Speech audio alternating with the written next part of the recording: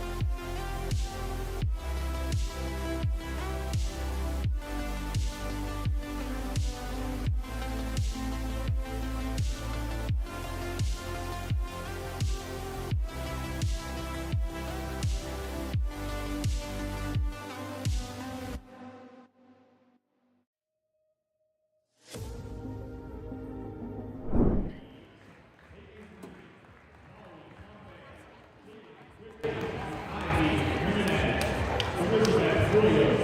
Moving on, Andrea Maldonado, Amelia Hansen, Jessica Nugent, Katie Berry, Katie Rousseau, Alexis Graziano, Naomi Sherwood, Lily Hunt, Dominica Harris, Maddie Bryant, Abby Bunch, Emma Tucker, Autumn Everett, Peyton Smith, Presley Hughes, Carson Ann Witt, Elias Krause, Liz Schuberry, and their head coach, Ryan Monica,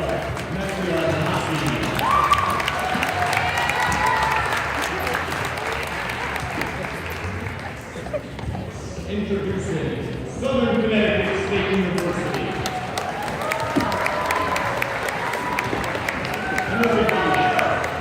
Joey Lozano, Whitney Allen, Hannah Fitzgerald, Angelina Snappa, Haley Fitzgerald, Angel Lee, Ciara Rios, Gracie Christensen, Alexa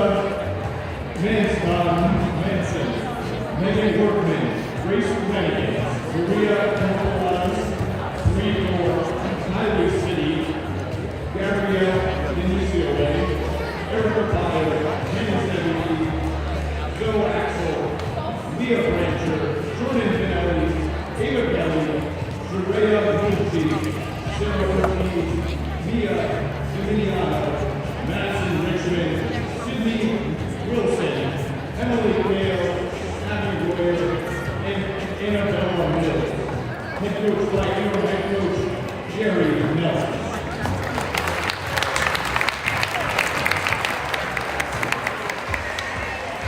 Now introducing the whole team, the Springfield.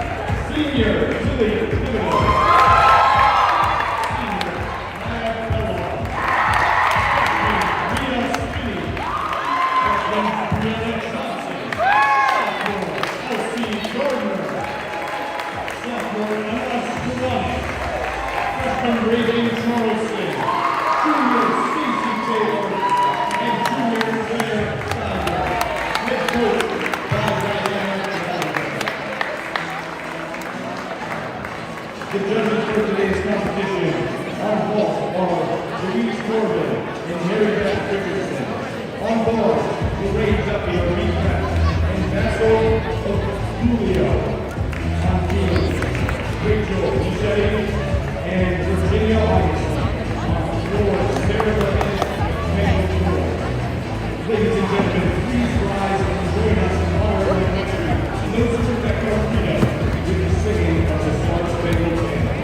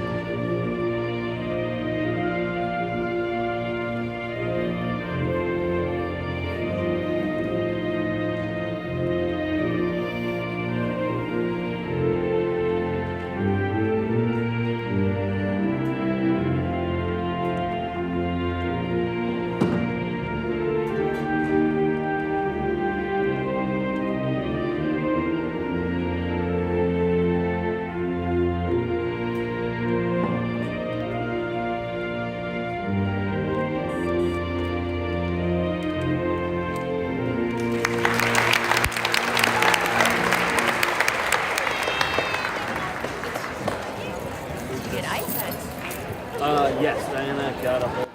Welcome everyone to the Springfield Tri-Meet here in the Dana Gymnasium in Springfield, Massachusetts. I am your host, Andrea Maldonado, and I'm accompanied again by Baely Rowe.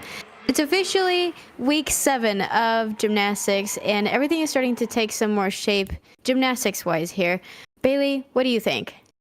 That is crazy. That is already week 7. We're looking at senior night tonight as well. But this late in the season, we're going to be looking for, less changes in the lineups and gymnasts really settling into their gymnastics, feeling a little bit more confident as they've been competing more and more. But this is going to be a really exciting meet today. They're really close in their average scores. And so I'm really excited to see some just good gymnastics and a good competition.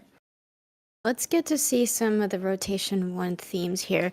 So for Rotation 1, Springfield will start on vault, and they are led by head coach Diana Gallagher, assistant coach Mackenzie McLeod, and grad assistant coach Sophia LeBlanc. And for stats, Springfield carries an average of 184.146 and a high of 185.3. I think that's pretty consistent, if you ask me. Very consistent. I'm liking how close that is. Yeah, over on the bars, we have Rhode Island College, currently being led by Monica Masales Nasi, and assistant coaches Ella Poli and Allison Silva. Rhode Island's Road to National scores go for an average of 189.524 and a high of 192.125. Wow. That's the highest out of all 3 contenders tonight. Then finally, last but not least, Southern Connecticut State College will face the beam. This team is led by head coach Jerry Nelson and assistant coaches Isabella Antonangeli, Wes Norris, and the one, the only, Kaya Johnson. That is so exciting. When I opened their website, I was like, oh, I did not realize Kaya was assistant coaching for them, but that's really exciting for her and for them, obviously. Southern Connecticut holds a pretty consistent score with an average of 190.656 and a high of 191.675. So what can you tell us about that, Baely? I'm just really impressed with the average and the high score being so close with all 3 of these teams. I mean, that just goes back to, what they're doing in training, and they're bringing it to competition, and to be able to have that consistency is so important leading up into these next couple of meets going into postseason. Yeah. And like I was mentioning before, I'm just mostly really excited for these teams. It's going to be pretty close, hopefully. And when we were looking at the intro with, the teams and the march in and all that stuff, we realized it was senior night. What can you tell us about that, Baely? It is an emotional night. I will say so myself. It is a night that, they're really out there to really celebrate the seniors. And, I wanted to see them go out there and just do their best gymnastics and enjoy the moment. I always told athletes that I coach, or even, seniors that were telling me, or previous seniors that were telling me, just, hey, go out there, enjoy it, look at your parents at the end of routines, and, really just soak it all in, because this really is, a special night for them. Yeah. This, I don't know that people realize, but senior night is basically your last home meet, and this is why it's so emotional. You see people crying all over the place. I tried to cry my senior night, and tears. I was just filled with adrenaline, couldn't get it to cry, but fine. Yeah. Yeah. We did it where we actually not celebrated, but we had it all in the beginning, and so everyone would cry in the beginning, and then we'd be like, okay, ready for vault? Okay. That must be traumatic. Yeah. And speaking of vault, Springfield does start on vault, and we have Stacy Taylor is going to be one of the gymnasts to look for in this rotation. But yeah, powerful gymnast here at Springfield. So excited to see what they have. Yeah, I saw a couple of front entry vaults there. We see a couple of suit timers. So this team has the potential to have some 10-0 vaults, and see what the roster brings. Right? I'm excited to see it. I love the different entries and the typical Yurchenko. And then Rhode Island, again, starting on bars. Bars, they have a gymnast, Olivia Keys, who was just named the all-arounder of the week in the NCAA East Region Conference. So looking forward to seeing what she has on bars. But another one that we're going to be looking at as well is the leadoff, Peyton Green. She's been scoring really well for them, and what a great way to have a great gymnast leading this lineup off. Yeah, I was commentating yesterday for Iowa State and BYU, and it was very impressive to see how they do that. They have kind of restructured their lineups to start off with probably the strongest contender, which we see today, and I think that's a common theme kind of roaming through the NCAA gymnastics. Yeah, I think it is definitely a strategy. I mean, it's a little bit different than maybe when we were gymnasts back in the day, but I think it just brings confidence to the rest of the lineups. You want to build that trust and be able to build off of what they're already having. And, from a judge's eye, you want those routines to build. And if you already have a good one at the top, they're only going to get better from there. But starting on beam today, the treacherous beam is Southern Connecticut State, and they have some really good athletes on this event as well. So we'll be looking at Angel, Angelina, and Alex. They've been scoring pretty high in the 9.6, 9.7 plus, which is awesome. We see that front tuck there, such a difficult E-level skill. So looking for the difficulty, and also just looking for just confidence. It's so hard to start on beam sometimes, but I always thought it was good practice, especially going into their postseason, because you don't know what you're going to start on. And so it's always fun to, I wouldn't say fun. You didn't like beam as much as I did, but I love beam. So, just getting it out of the way sometimes, but, building the confidence there so the rest of the meet kind of goes smoothly is always something to look forward to.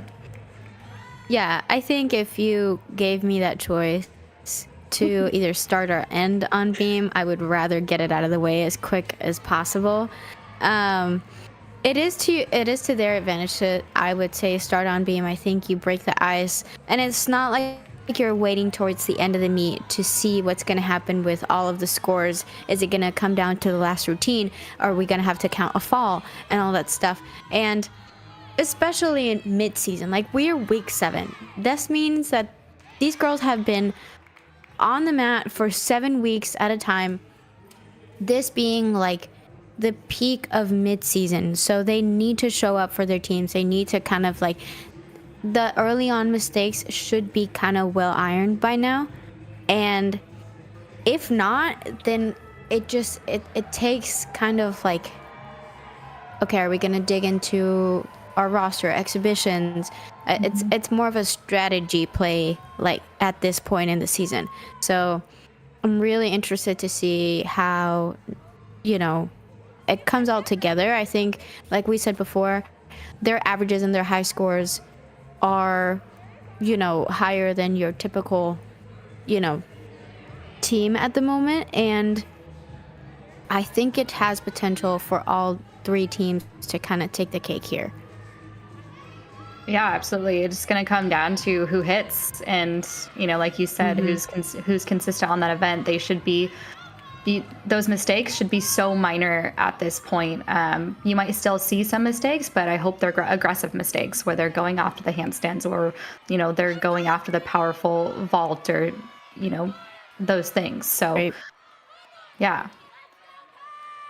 I think what I would love to see is for them to kind of work more as a team. Oh, there we go. See the green flag. But that cohesiveness in team that's what I'm looking for mostly.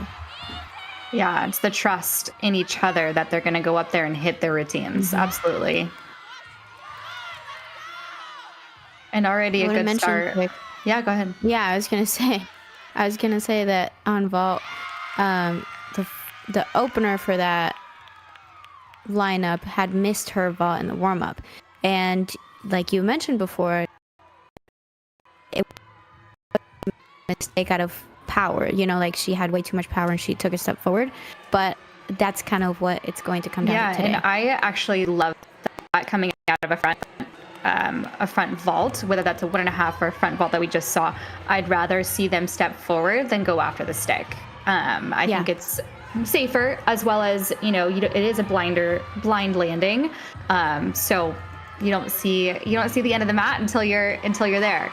So having the more power is going to be safer for them.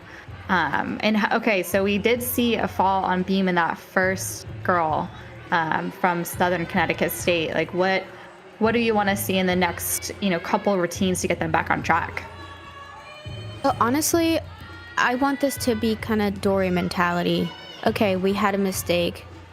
Pick it up and keep moving. And I said this yesterday or on Friday, and I was like, it's very important for these athletes to kind of be able to make mistakes and move on, because that's kind of the key towards like postseason. Postseason, you're facing so many teams.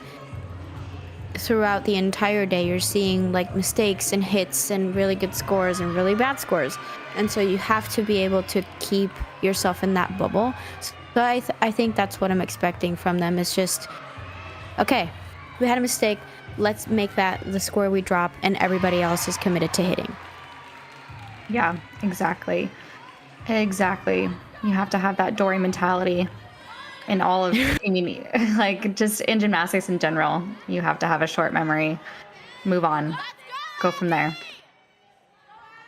I think that's way easier said than done as we talk about it, But, at the moment you're wanting everything to be perfect, but realistically, guys, and I'm going to say this straight out the bat, gymnastics should not be about striving to be perfect. It should be about giving it your all the time, enjoying it. And when you enjoy something, that's when it comes out the best. Yeah, I don't know if you were like this, but I feel like when I was just having the most fun and not having a care in the world, the best gymnastics came out of me. Or, you have those routines where it was the best routine. You don't even remember what you were thinking about. Mm-hmm. It's those moments that you feel relaxed and you feel comfortable and you feel confident. And don't get me wrong, there's always going to be pressure on the table for you as a gymnast. I mean, you're literally flying on the air. But, yeah, I could tell that was me throughout my entire super senior year. I was just like, la la la, enjoying myself. And that's when I would consider my best year so far. Yes, I love that. I love that.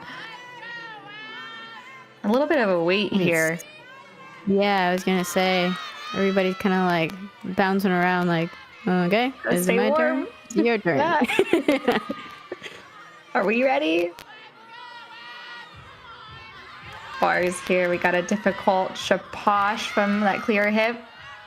Down to the low bar, connected. Strong swing so far. I'm liking the difficulty and a good giant fold to double back. So another good routine for them, even after that wait. I think that's so hard sometimes. I feel like I would go back and chalk up if there was too long of a wait on bars. So impressed with that. I remember us talking about our gymnastics juju. Yes. I wouldn't have been able to go back and chalk up because I would have had to take my grips off. It's like, no, if I put more chalk than I already have right now, I'm going to slip and die, and that's not what we want. So, but yeah, definitely I would be the one that's like bouncing around the mat and taking big hops to kind of like jump away my anxiety. But I wanted to mention there on beam, she had a really pretty connection with side aerials to, I believe it was a side semi. She took a little bit of a balance check there, but that did not hinder her requirement, so she will get that credited. And a nice stuck dismount cartwheel 1.5. That was awesome. That was a great routine for them. I don't know if I saw that too. Was it a side aerial scale or was it a side semi that you? I think it was like a side aerial scale to a side aerial, but I think those are two different. I thought it was a side semi there for a second, but now that you mentioned the scale, I'm pretty sure that's what it was, because she kind of had to wait for that second leg. I also was wondering, when you do side aerial scale, is that a different skill in terms of family groups from side aerial? So if she had that connection, is that the same skill or is it, it's allowed? It's different because Okay. it is a different value. So a side aerial is a D, and a side aerial skill, you actually have to hold it for 2 seconds, 2 full seconds to get that E. And so, yes, you can say it's in the same family, but they're 2 different elements. Okay. That makes all the sense. And then she would get requirement for that pause. She would get that credit for that pause because that would be the defining factor of her connection. Yep, exactly. Exactly. In such a hard series, you don't see that very often. Side aerial, or any of those connections. You have to be very good at side aerials to do that. Oh man, I was not a side. Existence. Yeah, I was gonna say anything cartwheels, sideways. That was not my move. I remember The no-go. Yeah, my parents would make fun of me and be like, "You're not competing a cartwheel ever. You fall on a cartwheel." I'm like, "Yeah, I don't need to. That's why I don't do side aerials. I go forwards." Okay. Yeah. Yep. I remember my elite routine had a side aerial that my coach at the time, when we were coming up into Central American Games, she goes, how about we do an extra leap instead of your side aerial? 5 minutes before my routine went up. And I was like, yes, let's wing it. I don't know. But yeah, those were hard for sure. Yeah, they are. I hated going sideways, but another strong routine over there on bars. I do wish I would love for them to focus a little bit more on their leg separation, getting those legs together, going down to the low bar. But that's going to come with time and obviously just practice. So, but another hit routine for them, which is awesome. We can see how they are like trying really hard to maintain the energy throughout this, because every and any athlete that has gone up to the bars right now has gotten the biggest of celebrations, which is really good, really exciting, really cool to see. Yeah, and a strong series over on beam, and she looks confident. I like the movement. I like the rhythm that I'm seeing here. You can tell when somebody's comfortable up there on beam when they're treating it like it's a floor. They're just tumbling, they're enjoying it.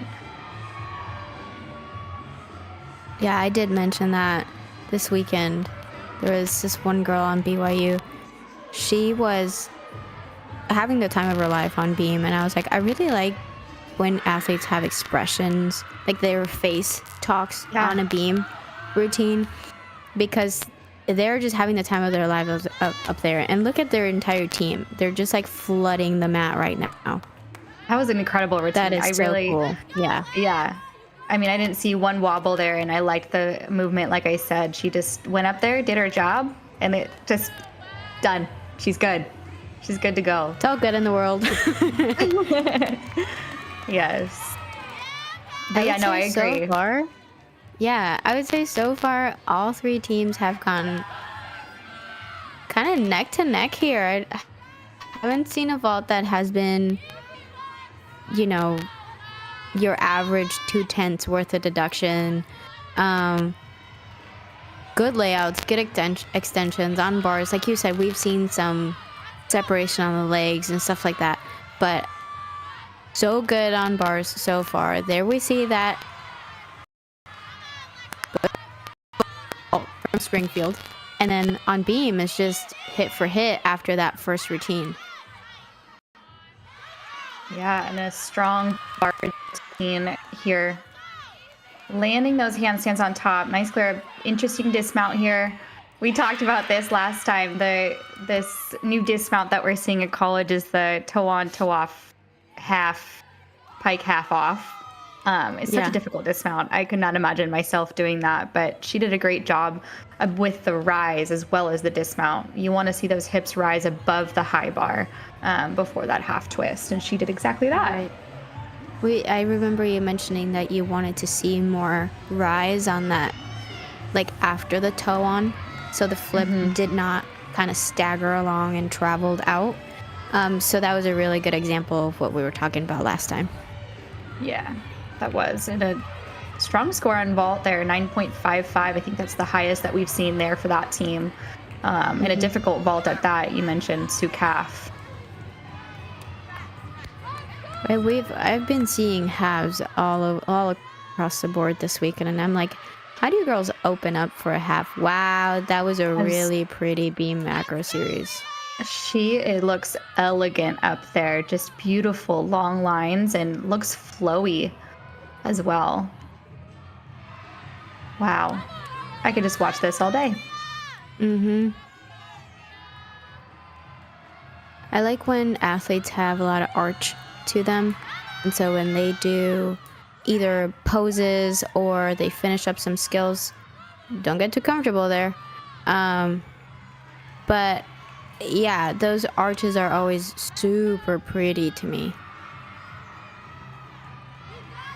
No, I agree. And just like you said, you can't get too comfortable in that dance. You got to still dance and go sideways, go backwards, go forwards. You got to stay focused, even if it's a really good routine. The Those will routine doesn't end quick. until you salute. Yep. But strong routine, again, just beautiful, flowy, like you said, the archiness that you saw in her back just throughout her movements is just beautiful. Really beautiful. Yeah. I think we have one more athlete going up. For Southern Connecticut, everybody else seems to be...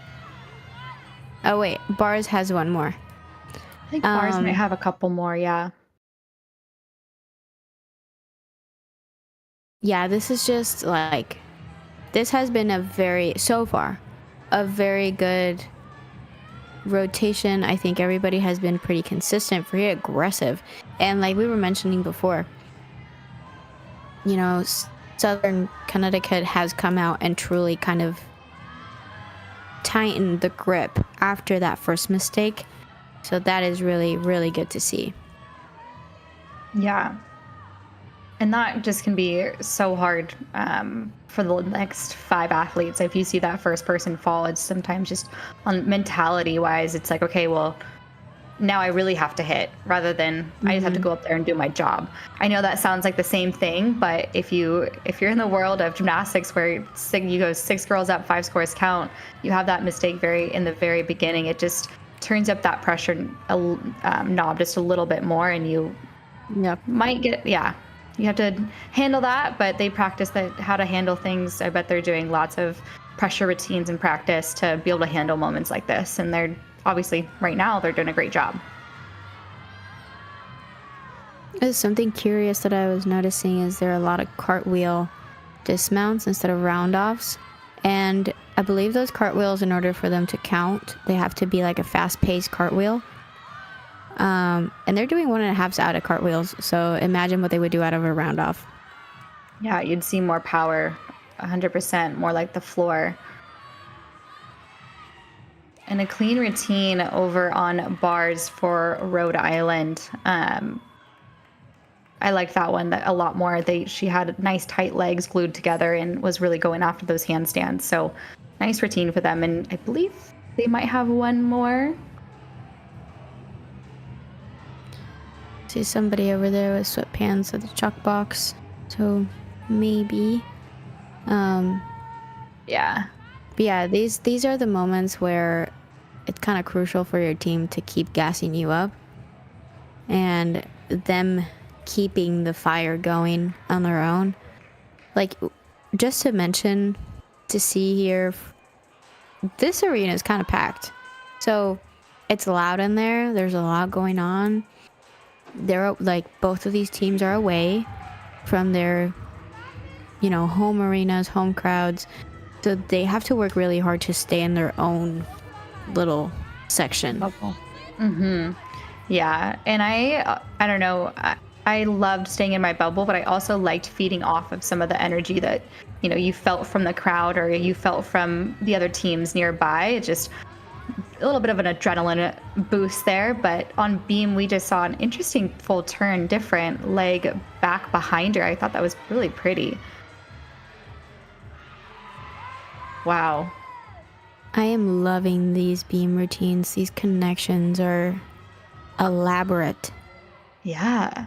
And it's so unique too. You don't see that a lot. You see a lot of cookie cutter routines. If in college, but I love the uniqueness that we're seeing, and that might have been her series there, but she can repeat this skill. So you can repeat skills as long as you don't do 3 of them. So this is her second attempt with that front aerial. She's going to squeeze, go back, and recovers really nicely. So she would get a small deduction just for the wobble, but she won't get a deduction for repeating that series.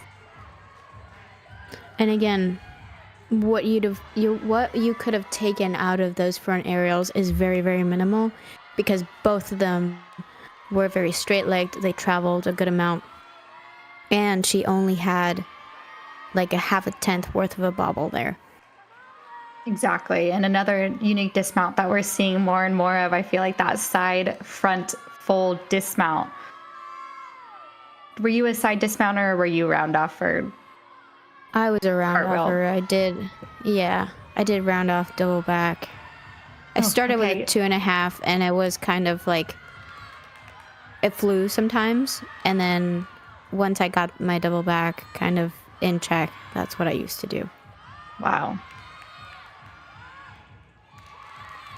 Okay, that anchor routine was great for them. That was a nice Just routine. quick, to the point, and her legs were glued together, so I feel like I might be having like deja vu for now, because I feel like so many more people have gone up into the event than 5 or 6 girls.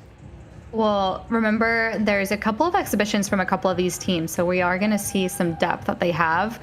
I think that might have been their anchor. I know there's another girl chalking up right now for Rhode Island, so this next gal might be an exhibitioner. But I love that they're doing that so late in the season. I mean, I feel like we don't see that so late in the season for other teams. So I just love that for them, because it gives not only the athlete experience and the confidence to potentially get into lineup, but it pushes the others in practice to do, keep doing better and better.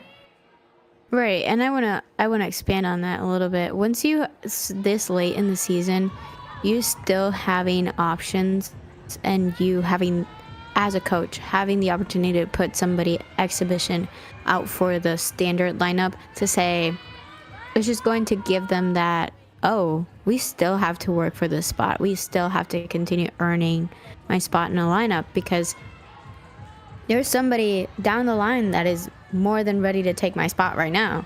So that is that little dynamic of friendly competition, quote unquote, if you say it. It gets pretty intense in there, you guys, but that's kind of the perspective that goes behind an exhibition. Yeah, and it's only going to push teams to get better if you have other people pushing you.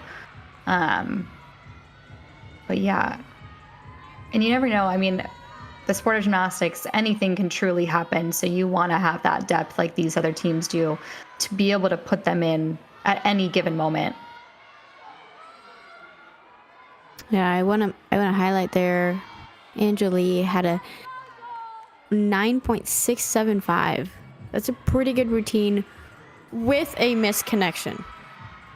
Yes. And like you said, with that routine too, I mean, the little bobbles were so minor. So she did a great job of not reacting, but staying patient. And being smart and witty. A lot of people aren't necessarily, there we go with a round off. Good job.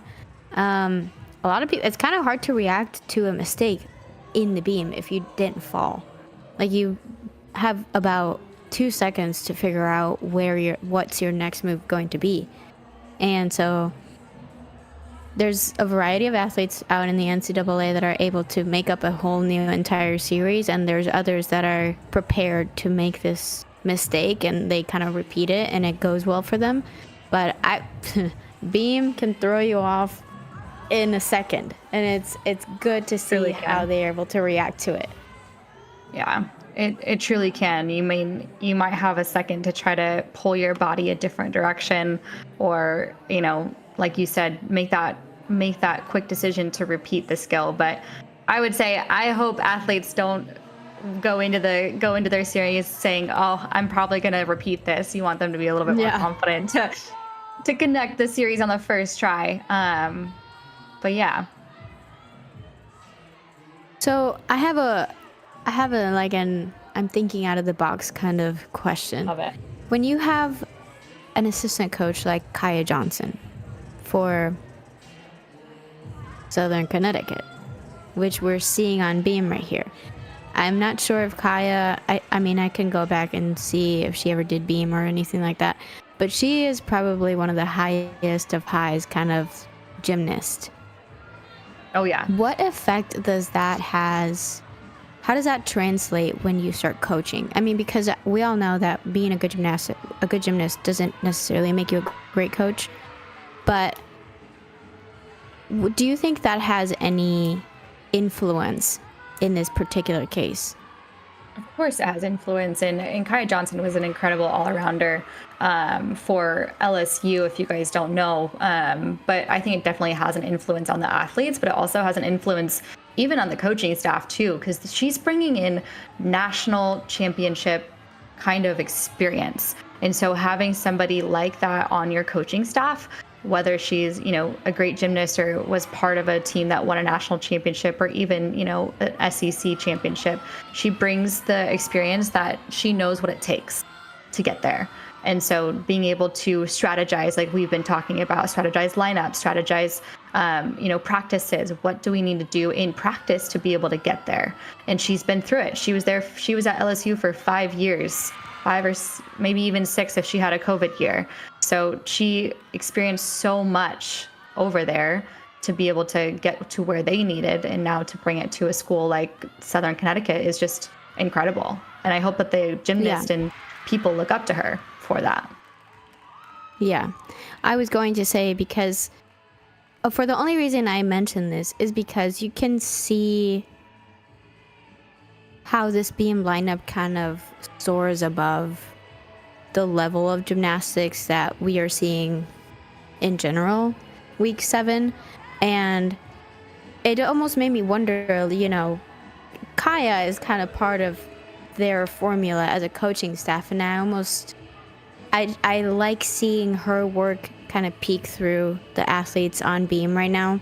They look very confident, very, I don't know how to explain it, but they look very well experienced in this meet. And that is, as a whole, just kudos to Kaya and kudos to this team for really trusting everybody. It sounds and it feels like they are really united, all of them.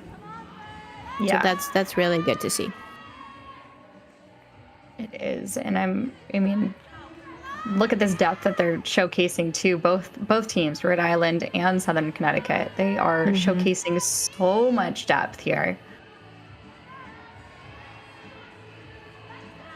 We have another one of these Archie back gymnasts. Andrea, are you ready? I'm so excited. So pumped. Honestly, rotation 1 has been nothing but exciting. And I'm just kind of taking it back a little bit. I know. I just sitting here and watching it is just incredible. I mean, obviously we love commentating as well, but that was going back to commentating on Beam. That was one of those series again where she made that decision right there to connect her front aerial to back handspring. As long as your arms are moving in the direction of the next skill, it is connected. So I am interested to see what the judges do for that series, to see if she starts at a 10.0. A little thrown off there with that leap series, just didn't pull her right arm back, but again, this is an exhibition. This is getting her experience. And to think about it, like, she was waiting quite a long time. And even in warm-ups, you only get a 4-minute touch warm-up to be prepared for this routine. So she's doing a great job. And you can tell that her skills are there. You can tell that the confidence is there. Just needs a little bit more time. Right. Really beautiful gainer there.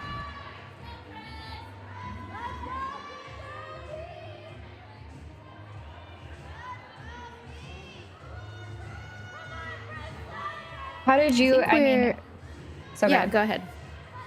I was gonna say, I remember my freshman year, like I was obviously a newcomer, was in exhibition spots quite a bit.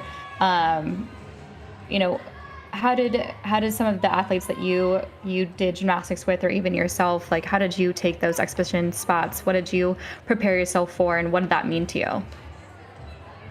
Oh man. Okay. Well, that's a good question because I exhibitioned once for 2 events. I never did. Like once I exhibitioned for these events, I just never went back to them.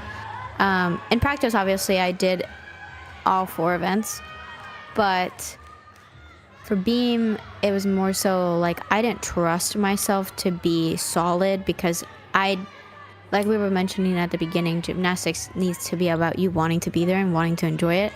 And gymnastics, I mean, for me, it was kind of like, I don't want to stress so much. And beam especially gave me a lot of stress and anxiety. So I did know I had a solid routine. It's just, I also knew that 90% of my teammates had better form and better legs and better extensions than I did. So I didn't necessarily give myself enough credit. So when I did go up and exhibition for them, I just wanted to show them I could stay on the event. And it was fun because it was at Georgia and crowd was good. I was the last one up. So, you know, not that I wanted to be the spotlight of an exhibition, but it did help to get through it. And it made me, you know, part of my routine was me like staring at the sidelines looking for my teammates, and my teammates were like, yeah, you got it, come on. And that made me feel very good. Bars, however, it was a dream of mine to compete bars at some point. Didn't get to do it because I got really nervous and I was just way too shaky up there, and I exhibitioned for it once and never again. And so I stuck with my strong suit, which was definitely floor and vault. And so that routine that she just did right there, I had a ganger like her. I had a full, a blindfold like she did. I did have the stressful part of my routine was that I had a full in. And my full in was always kind of like laying on your face, kind of full in. It's like, oh, I was just praying halfway through my routine. I was like, please don't pray to the Pope here.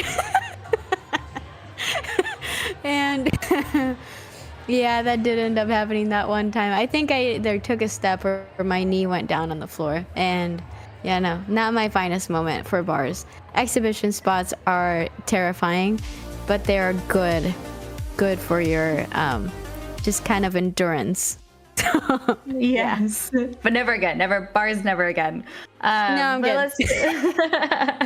Let's go ahead and take a look at the stats here. Like you mentioned, I mean, Southern Connecticut pulled it away on beam, and such a great event to start on for them, earning a 48.1. Some of the highlights that I saw on that event was Alexa Melanson here, 9.775. So really solid routine for her. And on the uneven bars for Rhode Island, we saw really great routines over there. Again, wanted to see more of the legs tight together, but Olivia Keys, one of their top athletes, pulling it away with a 9.6. And on vault, seeing some great extension on their layouts, having a lot of power, but Reagan Charlton and Sage Kaplan pulling it away for them to earn them the 47.1. So we have 2 teams, they're tied, and we have Southern Connecticut State a whole point away. You know, how does that boost your confidence? How does that boost their confidence to go into their next 3 events? I mean, when you come off from beam, like I said at the very beginning, you start on beam, you kind of get rid of the boogeyman real quick. Unless, you know, they have some downfalls on bars, which, knock on wood, I'm knocking very hard at the moment. I don't want to jinx them. I don't want to be that person. But unless their weakest link is bars, then I think we should see them kind of rise above and continue their momentum. I mean, we don't know.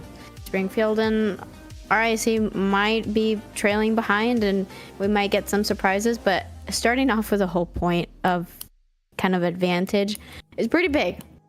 So Huge. Yeah. we'll see. Exciting. We'll see. That's always exciting. I sit here and I'm always just willing to get surprised, and today's one of those days. I love it. I love it. Yeah. I mean, talking about the next events that they're going into, Southern Connecticut State going on to floor. We're going to be looking at those lineups here pretty soon. Springfield heading over to bars. And they actually have a gymnast. I don't know if you knew this. They have a gymnast from Japan over there. What? Yeah. I did not know this. Yeah, one of their best bar workers is Aoko Maedo, excuse me. She's from Japan, and really excited to see what she brings. And then Rhode Island going to Beam, and we're going to see some great routines there. But excited to see what they do and see how they bring over the momentum. I will say something about international athletes. It's always super cool. Like their trajectory, regardless of their performance. Like you went as far as recruiting somebody across the ocean. And because their talent is so big that literally travels across the world. As my experience, per my experience as, a gymnast in Iowa State, we had a ton of international recruits and athletes, and it also brings a lot of depth to your team as like a personal bond, because they're teaching you things you've never heard about, food, culture, music, TV shows, like language. I mean, if her first language is Japanese, then she's probably also having to adjust to American culture and American language and stuff like that. So that is just, it's a lot to work off of, but it's so much, to learn on both ends of the spectrum, which is really, really exciting. That is, I know. I wish we had more international athletes to kind of experience what you mentioned. We had just a few over at Utah at the time, but they're recruiting out more internationally nowadays, and I think it's just incredible for them to get the opportunity, because I'm sure that they grow up watching college gymnastics and want that same opportunity as we do here in the US, and so to be able to bring that to them is also just so special. Right. It's a good opportunity to see something you've never seen before. Coming from, at least I came from Puerto Rico, where we are not registered in the NCAA as a college, as a university. And so experiencing all of NCAA, I was like, what is going on? My first year, I was like, this is all new. First of all, I'm in a state I know nothing about, and just interacting with a ton of people that I'm just flabbergasted by. And then experiencing NCAA, I think when you see it on TV and stuff like that, it looks all fun and games kind of thing. But the work that these girls have to put in is intense. So experiencing that as an international athlete is also kind of shocking. Yeah, there's definitely a shock for most people as well, but especially that. I always wondered, they only saw their, families probably once or twice a year, even, just kind of speaking on the shock of that, and being able to be away from their families for so long is, just props to them. But it's tough, right? Your family is everything, and so to be able to go away from them for a long period of time and create a new family is so important. And, you'd only hope that not just the athletes around you, but the school around you creates that family feeling. Okay, sorry. I was in the middle. I'm going to step away from this, but I was looking up. I saw on bars, the cast front flip where you recatch. I'm trying to figure out what it was. Is it Komanichi? Komanichi. Thank you. I was thinking Horkina, but it was Komanichi. Yes. Thank you. Let me tell you, to learn that. Okay, this is gonna take me on a whole train of. Go off, queen. That was the hardest skill to learn. When I tell you I tried them all, and 90% of them didn't stick. I could not figure out where to tap. It was just kind of stuck in the air. As soon as I kicked from my handstand, it was dead air for me. I was like, where? I'd fall on my face. I'd literally fall on my face. I just couldn't get the whole way through. So have you seen those videos of these girls on TikTok or Instagram kind of trying to do gainers to the pool? Yes, and they don't make it. Yeah, they don't get all the way through a round.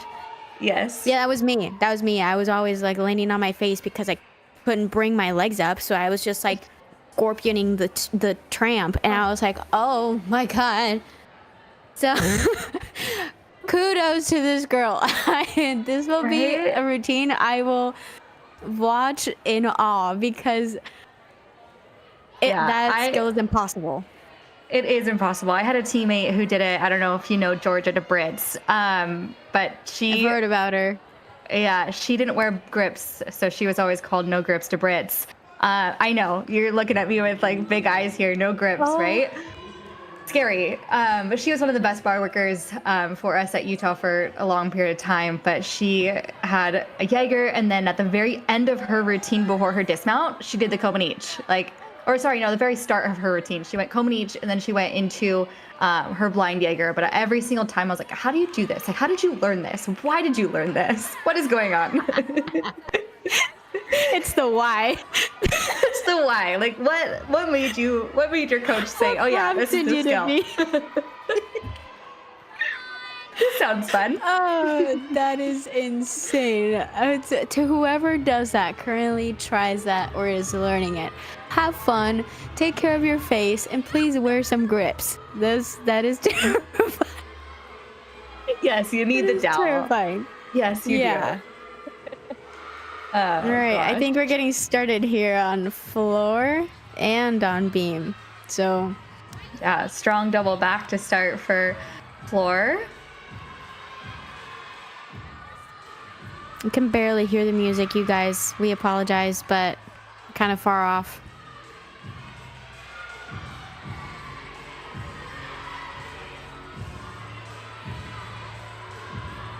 I think I might be hearing Shake It Off. No? Maybe? I think so. I hear some intense music, some very like your typical college music. That's like performance and jumpy. Whoa, cool series there on beam. It wasn't a series, excuse me, but it was a combination. You usually see front kickovers land on your feet, but she did one where she landed on her butt. So that is very cool. But very cool. I saw it from like the floor angle. I was looking at floor, and then I saw that, and I was like, oh, interesting. Great rise on that dismount to a nice stick. And she did have a little bit of a wobble on her acro series, but overall the rest of the routine was solid and a great start for them. That was cool.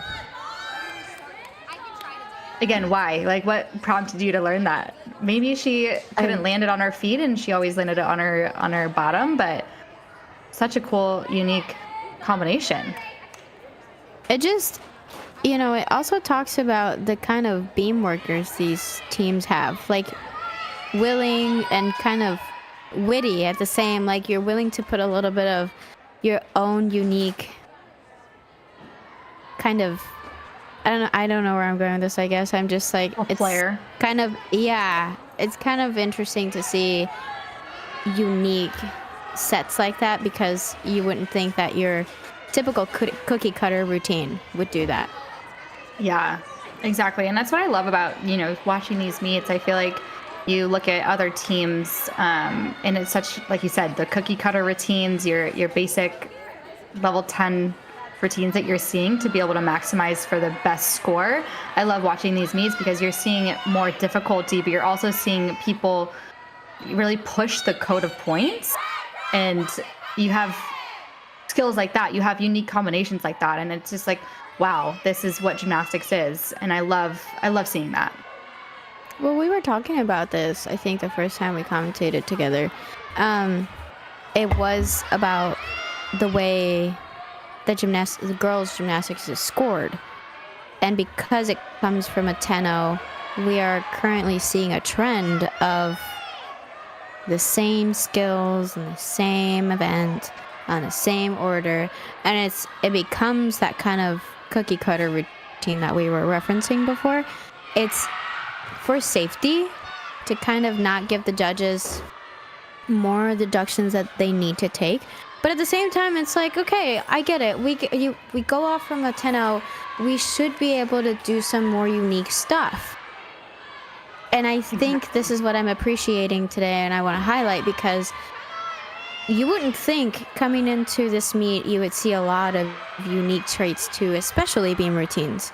And then you sit here and wait 15 minutes and you see front, gainer fronts and kind of these down on the beam skills that are very unique, or bar routines that you haven't seen all throughout like D1 even level gymnastics.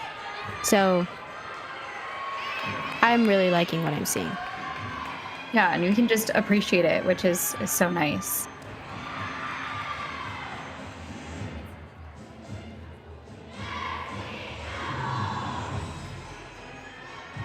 Oh, fun. They had a little cheer over there on floor. And wow, she is a leaper. leaps. I was just thinking that. You don't see that very often. I think it's a smaller screen for myself, so I think she laid her head back. She did a ring full. Yeah? That's impressive. Yeah. I'd get lost in the air. Well, I'd look at this it's one of those skills.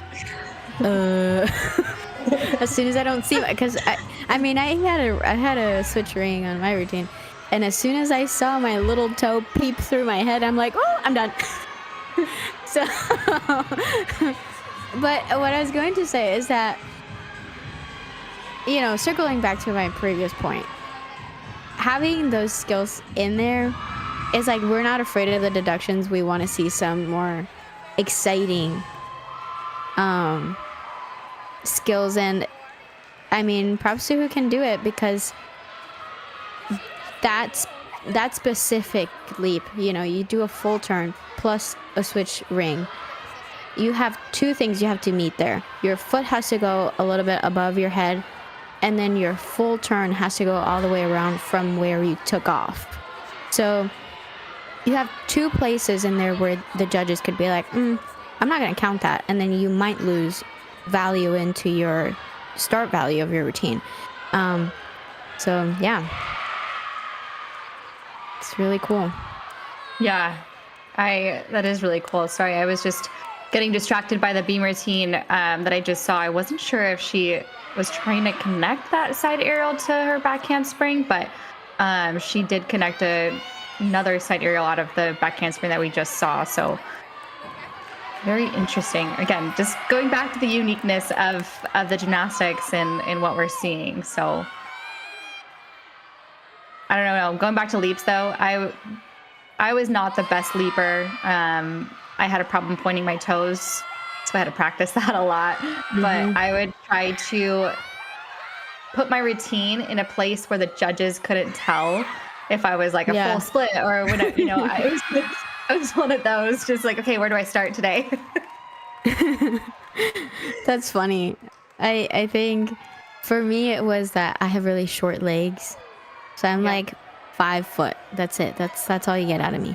And I have a longer torso than I have length on legs. And so my knees, you could see when my knees could kind of be a little bit bent.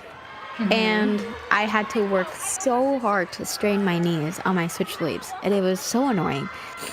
That's part of why I never did beam, because my back handspring layout was solid, but you could tell my back leg was never straight. Same. Still competed beam. So we had so many other girls that could do a 10 out of 10 beam routine that I was like, nah, you don't need me up there.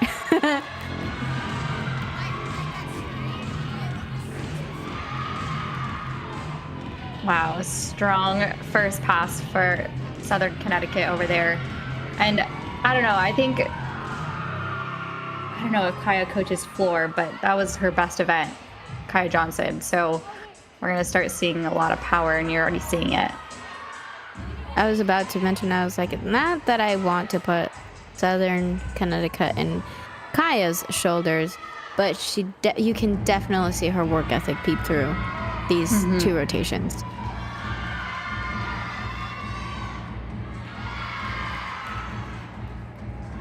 It just reminds me of her, you know?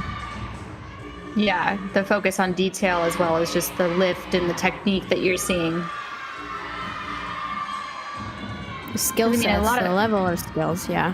Yeah, exactly. And I would say even for these colleges, a lot of the times these athletes are still learning and still being very coached in practice to be able to learn new skills and be able to learn different techniques. And so, they're coming and they're focusing on that as not just coaches, but as athletes. So you can really tell that they're focusing on the good technique so that they can get their chest up on their landings, the good, combination passes, making sure that they're in the right spot at the right time. You can see the lift, the rise out of each of those skills.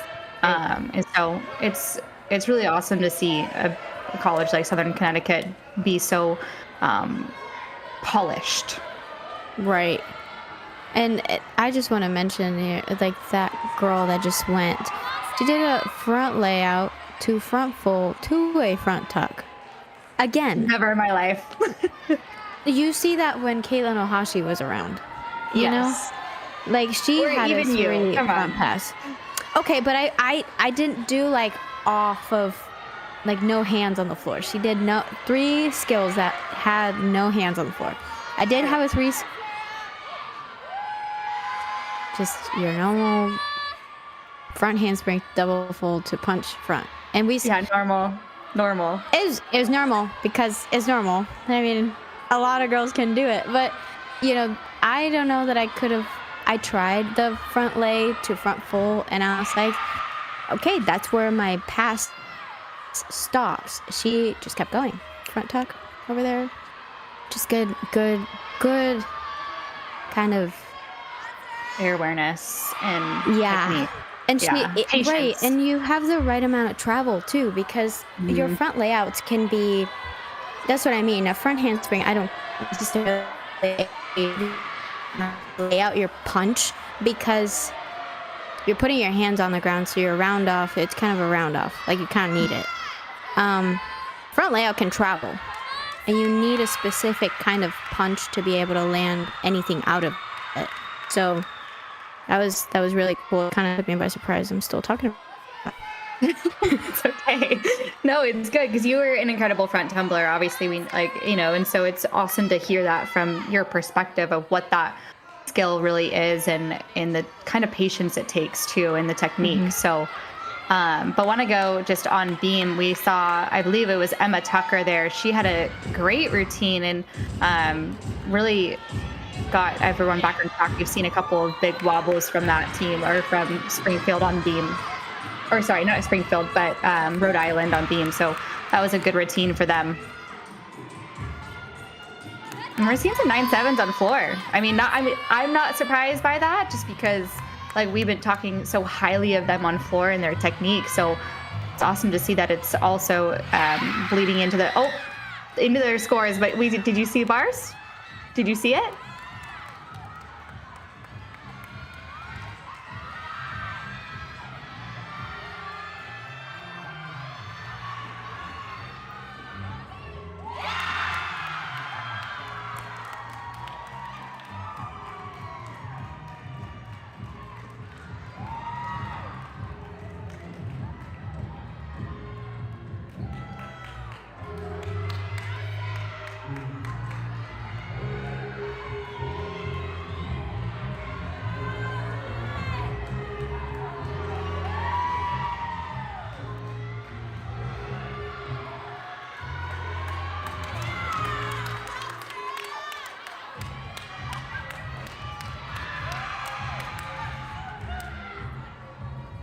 We were just talking about that skill, the Komanichi, and she did it very well. It was the cast away to a front flip, recatching the high bar.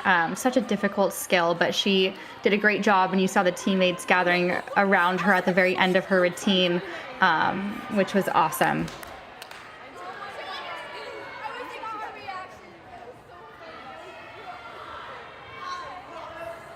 And we saw another great routine from Southern Connecticut State over there.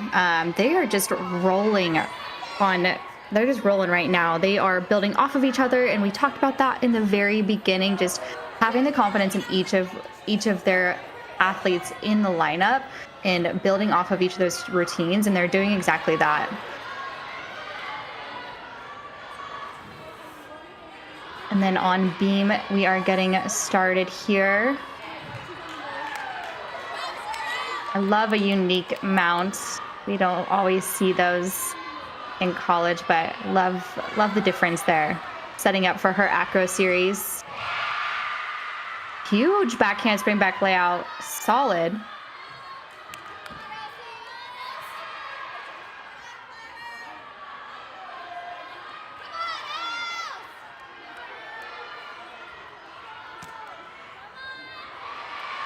Leap series, cat leap to switch side. Just bend over at the last minute there. You want to keep your chest up and even turn your head a little bit so you're looking at the end of the beam so you can eliminate those little deductions. But another great leap pass there.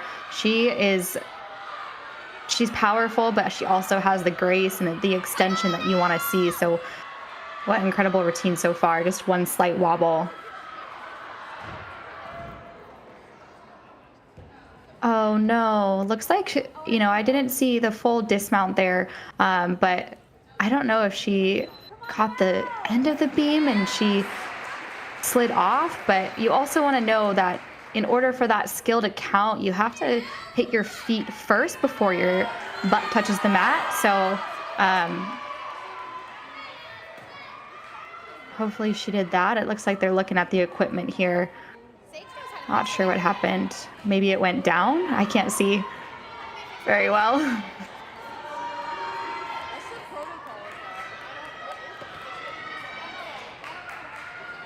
Yeah, it looks like maybe when she punched, the beam slipped down, and that sometimes happens. So,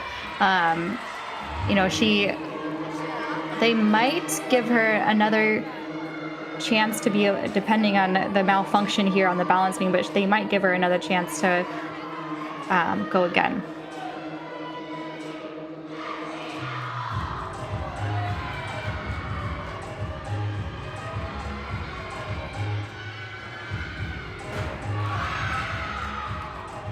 Lori here, looking at the left corner, huge double pike, little chest low on the landing. You want to see that chest up just a little bit more, but great power, good control.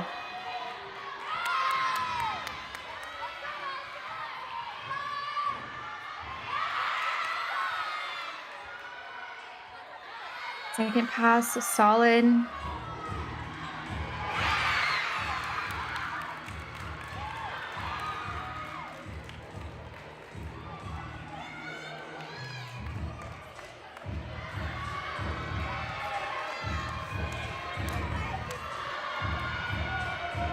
I'm really liking how we keep talking so highly of Southern Connecticut State here, but they are showing their just stamina over there on floor. We're seeing a lot of 3-pass routines, and you just saw there a nice double back at the very end. Such a hard skill to do at the end of your routine when you're already exhausted and tired, from everything else. And she was able to have great technique, be able to have her chest up on the landing. So really the only other deductions that I really saw during that routine was her combination pass. You want to see the second flip rise, and that just goes back down to technique, some of the technique that we were talking about earlier, and just showcasing front layouts that travel so that you can be in the right position to go up on the second flip. And just so that you guys know, whoever is watching, Andrea will be back. Had some technical difficulties, so we will have her back soon.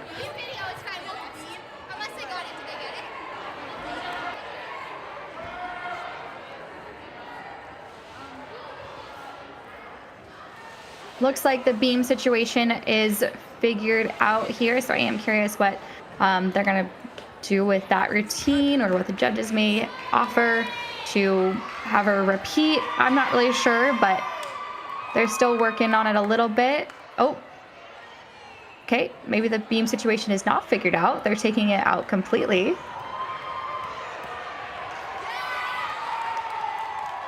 I don't think I've ever seen that before.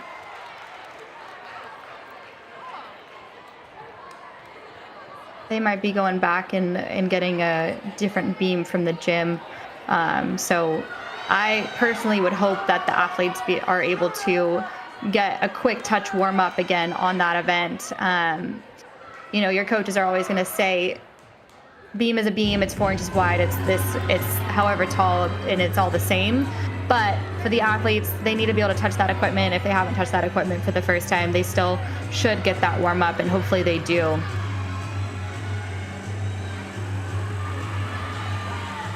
Take another look at another floor routine for Southern Connecticut. Huge double tuck, and we saw that chest up like we like to see. Intricate leap pass. Switch side to a wolf full, wolf full.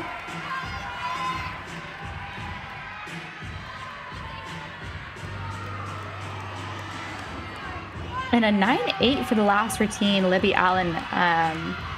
What an incredible routine for her. On bars, unique skill, a straddle back. We don't typically see that a lot in college, and she's doing a great job handling that routine. A little short on the cast handstands, but really, really nice lines and form throughout.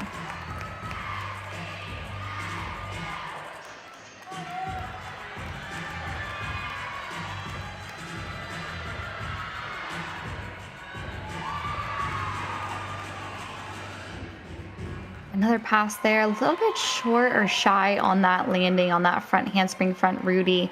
Would like to get her feet just a little bit more around, but overall another great routine for them. And you know, I don't know if it'll reach that 9.8 like we saw, but still it's going to be a high, it should be around the 9.6 9.7 range.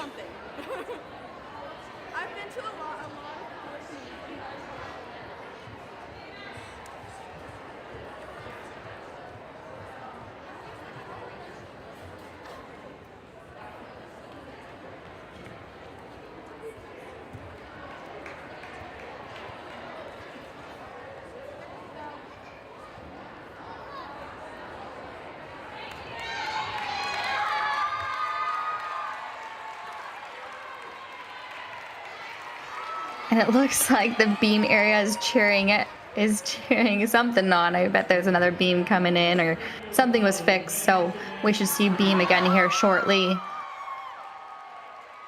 And to talk about, you know, what that does, I believe that was only the second or third gymnast up for them on beam. So again, I hope that they are able to get that second touch warm up as they bring a second balance beam into the competition. Hi, Andrea, she's back. Hey. There's been a lot that has happened. I cannot believe I missed it. What? They didn't break the beam, excuse me, but you know how beams go down, like they shift. Yeah. So yeah. An athlete, great routine. She had a little bit of wobbles, but then she went for her front full dismount. In the bottom or the end of the beam went as she punched, and so she fell on her butt. Oh my God! They try to fix the beam. You know how there's screws underneath and you're able to lift it. They weren't able to. It looks like, and so they had to bring an entirely new beam out. An entire new beam out.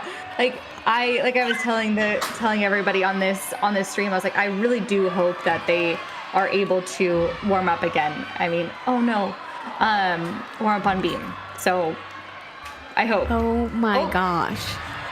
Yeah, it looks like they're getting a quick touch warm up in, or maybe she's finishing her routine. Interesting. Yeah, I would hope that they would be able to give her a chance to redo her dismount and not have that be huge deduction. Because how rude. How rude. I know, because I mean, we've seen it. We talked about Caitlin Ohashi. She had that malfunction on the beam. I don't know if you saw the double pike where she hit the back of it and she was able to redo her, was it her entire routine or just the dismount? I can't remember. I can't remember what it was. I just know she had another opportunity to recoup herself. Yeah. I apologize, you guys. Sorry to cut you off. My screen kind of blew up into shambles there for a second, and I missed the comedy. But happy to get it solved. Yes, I'm happy that you are back as well. but I was just going to tell you that Southern Connecticut State has been just crushing it on floor. Couple high 9.7s and 9.8s. So crushing it. Just Wow. doing so well. But unfortunate for Rhode Island on bars, she was really going after those handstands. And I know I talked about this in the beginning. I love aggressive mistakes, right? You want to make sure that you're going after the handstands, you're going after the good technique. And she was doing that. Unfortunately, did have the 2 falls and is going to have to repeat some of those skills. But, as a coach, you can't really be too upset with that, where she's really being aggressive and they're doing the right things. Mm-hmm. Just a small correction. Springfield is on bars and Rhode Island is on beam. Wow. Sorry. But no, so far, according to the, he's kind of trailing behind each other less than 5 points, 5/10 away. And that is always something you want to see. You want to see these teams kind of like, wow. First of all, sorry to interrupt my thought, but that was insane over there on the beam for Rhode Island. You don't see those layouts, like 2 feet layouts, very often. No, you don't. We're seeing more and more. I mean, I would say there's a few people in NCAA that are doing it. But it seemed like she got a little too excited after that series and had a little bit of a wobble. I mean, it happens. It's okay. She was able to finish, okay. stay on the event though. That's what we're looking for at this point. It's like, do you, girl, just stay on. Yes, she did a great job of that. Especially when you have a whole new beam. Like, Whole new beam. you can't tell me. I think, yeah, no, I would have expected a fall at this point after a new beam. Like, people don't realize this, but the beam has springs in it. And not every beam feels the same, obviously. And these girls have gone 2 times on this beam to, like, the first time around going on the beam was 15-minute warm-up at the very beginning of the meet, or like before the meet, and then you have your 2 or 4-minute touch warm-up. So not only have you gotten to go out, kind of get used to new equipment that's probably very different from your home equipment, but then this beam falls apart and you're not able to take a whole warm-up to your new beam. So, I mean, all I can do is clap for this girl. Let's go. Very adjustable, very reliable gymnast. For real. I mean, personally, I would have fought to get a touch warm-up of some sort. I would have cried. Really fought. Yeah. I don't know. That might have messed me up. That's just so bizarre to me. Yeah. Trying to tell me I'm going to go after my teammate who just collapsed the beam for me. Right? Oh my goodness. No, but they're The ones that are really, well. yeah, the ones that are really scary though are the ones where the bars kind of fly off the hinges. Oh, those are always like, oh my god. Yeah. That was a nice series. She did a good job of, correcting herself. She was a little bit loose on the landing, but pulled it up nicely. Another one of those, I feel like, looked like she just labored it a little bit. I would like to see more height and a little bit more extension when she landed, but just minimal mistakes, which is what you want to see. Springfield over there on the bars, she did have a routine that was kind of filled with fight. She had to kind of maintain herself within rhythm. There at the beginning of her routine, she went a little too hard on her first handstand, so some of her, like, one leg went down to kind of keep her in balance, and then towards the end she was really just fighting for her dismount landing. And you want to see that fight that you're talking about in those routines, especially when you're off, and it only just brings out what you see in that gymnast, and you're only going to expect more from them. But solid routine for Rhode Island there on beam. I'm so impressed with them. That, like, I seriously, Right? I think I would have freaked out a little bit, had a little mental breakdown, and then I would have been fine. But Oh, that's man, so what does that say about funny. me? What does that say about me? I mean, I don't know. No, it does. I just like, it blows my mind. I can't believe I missed it.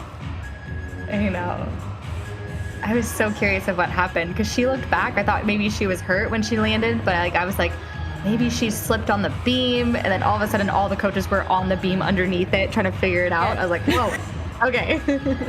Then they carried it. I was like, oh, the beam situation looks great, and then everyone came in and started carrying it out. I was like, oh, never mind. Okay, good score for her though. I mean, even she had to fight there. She had a 9.65. I always tell people that whenever you have any score that ends with a 2, 5, or a 5, it means that one of the judges flashed you a whole number above what you got. And that's always exciting because as we approach the postseason, you want to see those scores kind of come up instead of go down. And for some teams, you know, they've plateaued on their scores and whatnot. But when we see growth in, you know, in scoring and stuff like that, that's always a good sign that it's about to get better. Absolutely. All right, I had a question for you. So you didn't compete at all 4 events going into college. How did that differ some of your training techniques or even like your meet routine when you had to wait? You know, you weren't competing all 4. It's a little bit different. You kind of get in a groove of competing like that, and then going into college, you're like, okay, well, I have 1 or 2 events, gotta hit them. Mm-hmm. Yeah. So, like elite gymnastics, like I've told you this before, it was, I would say, less exciting. Not less exciting in terms of like you going up to a meet and whatever, but you don't have this energy. You don't have 25 people surrounding your beam. Then going into college, you know, the training part of it, I think, was a lot more intense than I thought it would be because of the pressure of you needing to hit for your team. So there was that. And then when I started realizing I was only going to do 2 events, later on I would go to do only 1. It was, I think personally, the hardest part was staying not tired. You know, keeping my energy to a point where it was like, I'm excited for my team, but I'm also not pooped. And that's, I mean, you practice all 4 events, at least I did. But when you go out to a meet and they take you to the warm-ups and stuff like that, you don't touch these events. You don't do like your normal practice run. You have to, like, you stay on the sideline just cheering your team up and kind of minding your own business. So I guess that entire dynamic was really stressful for me at the beginning, but then I started figuring out how to balance my energy levels and going out and still giving out a good performance. I will not tell you about my senior year because my senior year was insane, crazy. I did not do well, but yeah, the 5th year was kind of like where everything came together and I was ready to go. So yeah. Love it. Let's event summary here. So Springfield was on bars, struggled a little bit. They did have a few falls, but also just some form mistakes as well. But the gymnast from Japan, Maeda, 9.15 was a highlight for them. And on balance beam, even with that balance beam situation that happened, they still came out with some great routines. Emma Tucker being one of them, scoring a 9.8 for them. And then on floor, we've highlighted so much about Southern Connecticut State, and it just showcased, you know, even more their power, their consistency, everything. And we're seeing another 9.8 from Libby Allen. So great start for them on the next 2 events. They've had an event where they've had to be very calm. Now they've had an event where they've had to have the adrenaline. They're going into another strong event here on vault. So excited to see what they do there. Rhode Island is going to floor, and the Springfield is going to Beam. Yeah, what are you excited to see now going into the second half of the meet? I'm trying to see if there's going to be more 10-0 vaults, at least. Floor, I just honestly want people to not step out of bounds, or kind of, I want them to trust their tumbling and see more control in the landings. And on beam, obviously, I don't want to see another beam go down. Even though I didn't see that to begin with, but it was, I could only imagine how that felt. And just honestly, you know, we see some clear numbers here. I see that Springfield is down by maybe 6 points. And so I kind of want them to enjoy what they, you know, the situation they have right now, and enjoy doing beam, even though that's hard. But I want them to keep their focus where it needs to be for them to kind of really credit their work, because I am sure they're capable of a lot more. Yeah, absolutely. And at that point, it's just like you said, just to go out there, enjoy your gymnastics. There's not like, sure, there's pressure, but there should be, you know, go out there, just do your thing kind of mentality. But some exciting people to look out for today on the next event here. So from Southern Connecticut State, they're going to vault. This is probably their best event for them. Brianna Dorr, she's scored a 9.725, which is matching her career best, and she just got that last weekend. We're also going to look at Libby, who scored that 9.8 on floor. So I'm hoping to see some power there on vault as well. And then Ava Kelly from Southern Connecticut State on the vault. And then Springfield going to beam, another great event for them. So we're going to look at Brenna Johnson for them. She's going to hopefully do very well. And then Rhode Island is going to the floor exercise, where we're going to be looking at Aaliyah and Olivia. They've been really consistent for them, so looking forward to that. I will say I am looking at these timers on vault, and you know, it looks like timers for 10-0 vaults. So maybe 9.95s. Yeah. Like, those layouts look like they know what they're doing. You know what I'm saying? Like, probably a full. And there's a souk there also. So I think my favorite part about D2 and D3 gymnastics is that they are not afraid of souks. No. I've noticed that a lot of teams in these two divisions are very comfortable with souks. And souks are 10-0 vaults. And so I would like to see that more in D1. I don't know why people don't like them, but they also look really explosive and pretty. I don't know. I would like to see them more. I can tell you why. They're hard. They're very hard. Yeah, and they are very hard, but they also, like you said, you can create a 10.0 vault, seeing the souk full, or even souk layout full as well. But, you know, in development, when, you know, levels 6 through 10 now, you're seeing a lot more people go into the Yurchenko, just because it's so dominant in the elite world, but you're also seeing more front entry vaults too. So just kind of depends on the athlete. And I was just going to get into this too, just kind of thought process here. What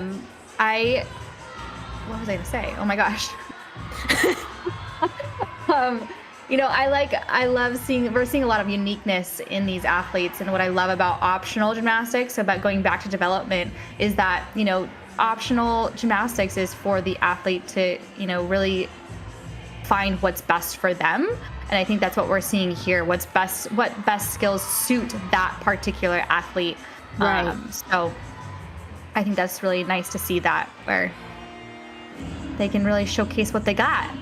I'm really glad that you looped this back to kind of JO, because I don't know that people realize how much of it is JO playing a role into this. Like, a lot of these athletes come from teams that, you know, we want to give you what you need to get through to level 10 or whatever.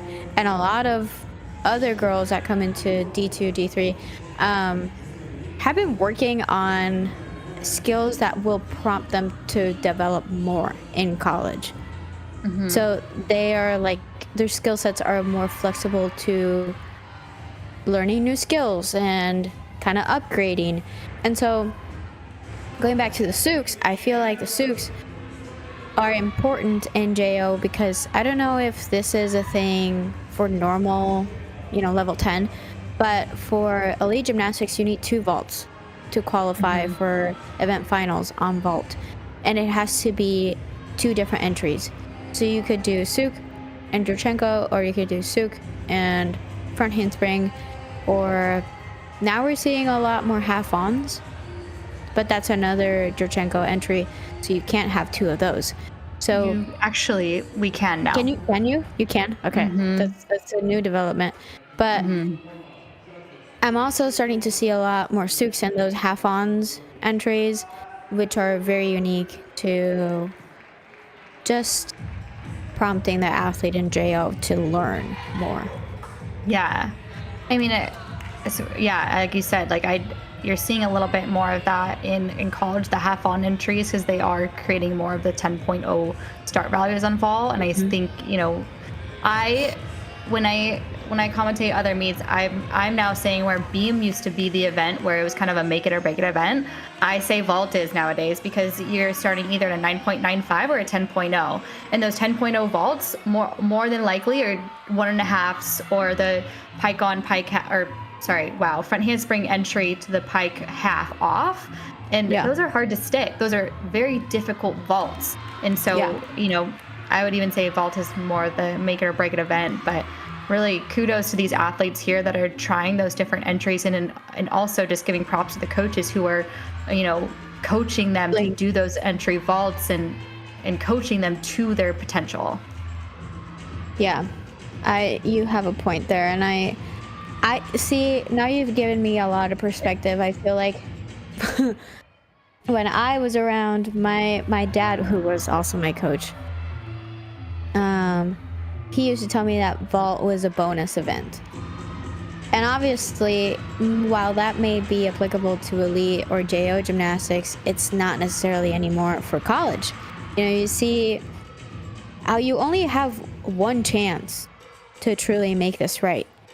And your landing is going to be a 90% of your score.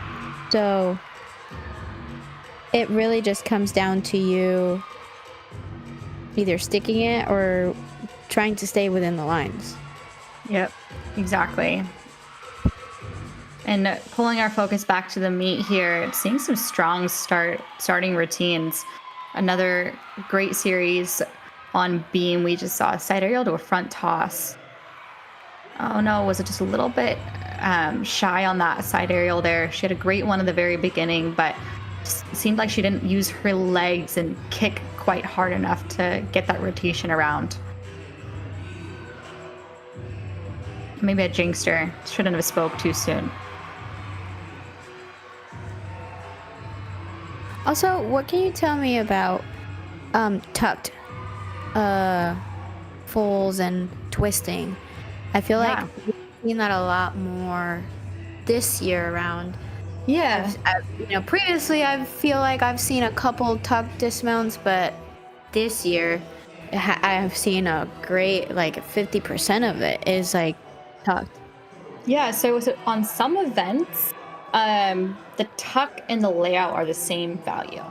So you're going to see...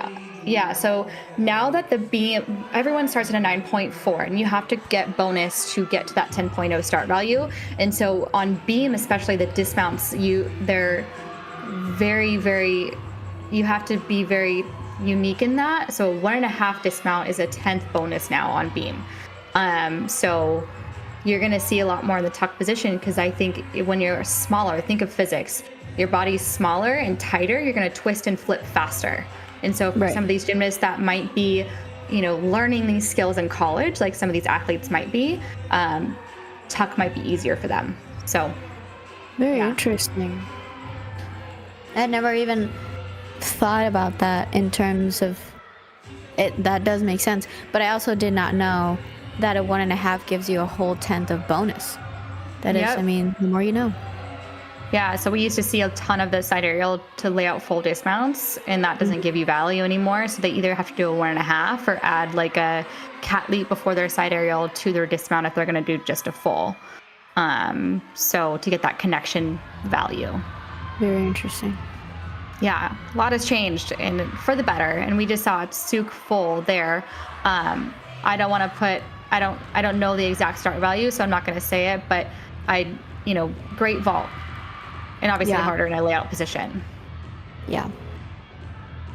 She did have a little bit of a hop there at the end, so that might be, like I said before, a bigger deduction than her flight time. But she looked really good in the air, honestly.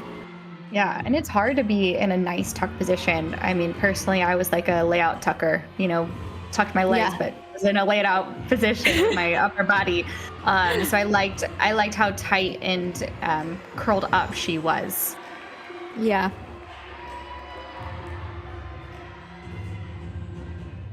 I think Beam is having a good time around. I mean, some mistakes here and there, but so far nothing truly major.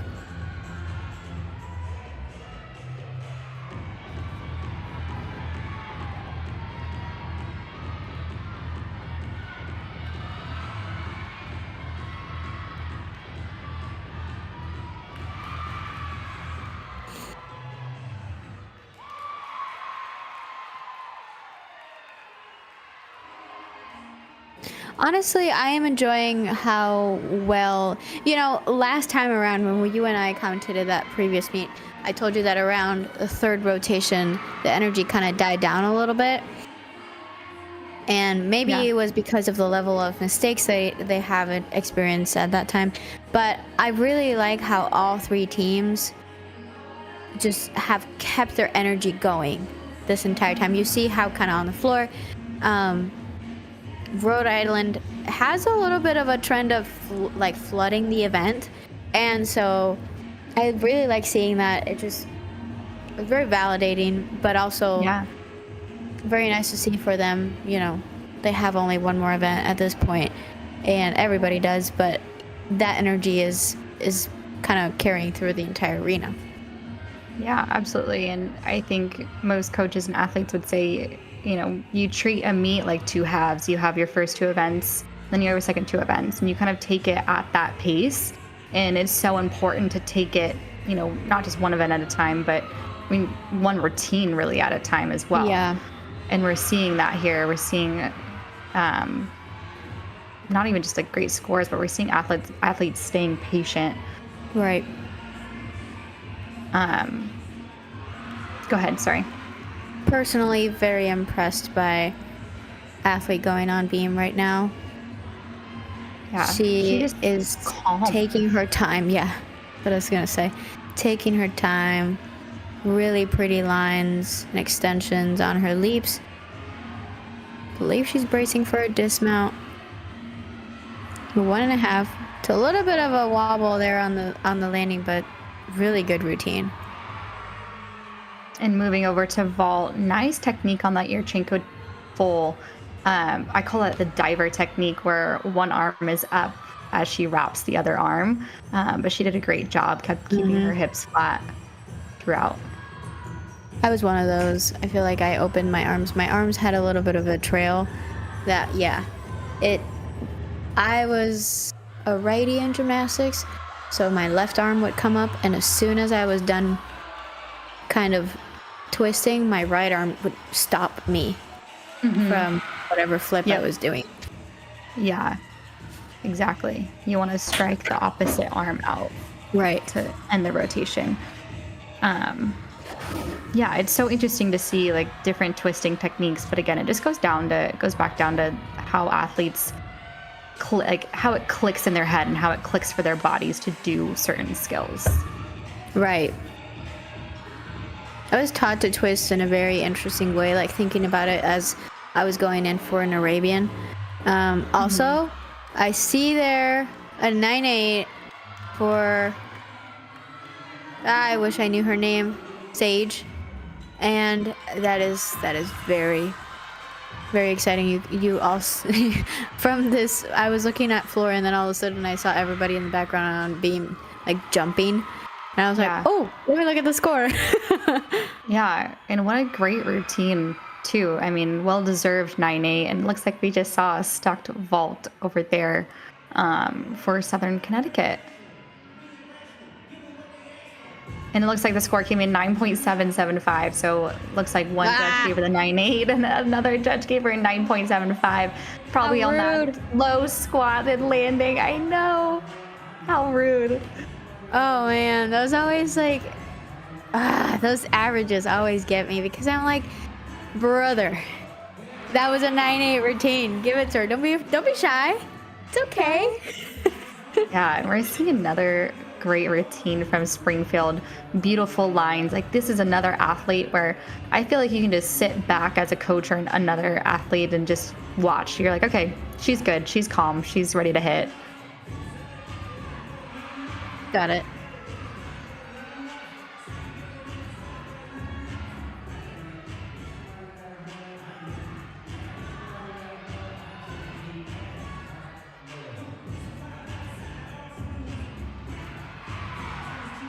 She's very good at those front aerials. That was her second one, but a different combination. So she went front aerial to a split jump, gearing up for her dismount. And there's that tucked full at the end. Seeing more roundoffs in this rotation for beam.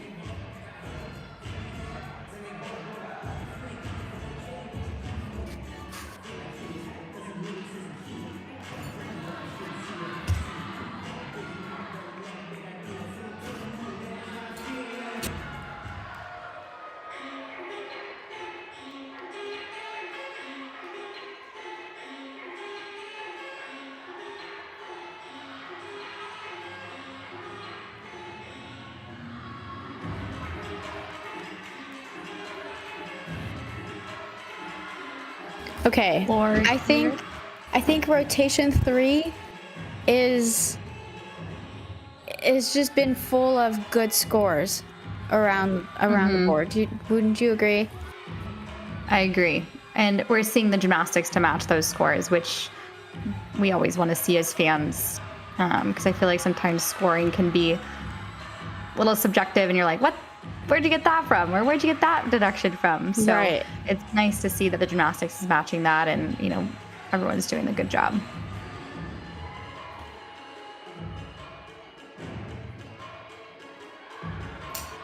And Oh, a that fun was floor cool. routine. Yeah, I was just going to say.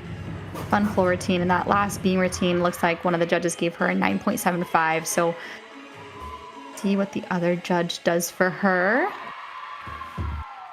And a great routine for Rhode Island on floor. She had a difficult first pass. She went front through to round off back handspring double tuck. So giving her lots of bonus there. And really it's, I mean, going front tuck through to double tuck, it's like you're doing a stand. I mean, you have a little bit of momentum coming out of the front tuck, but it's like a standing round up back handspring double back. So technique has to be impeccable.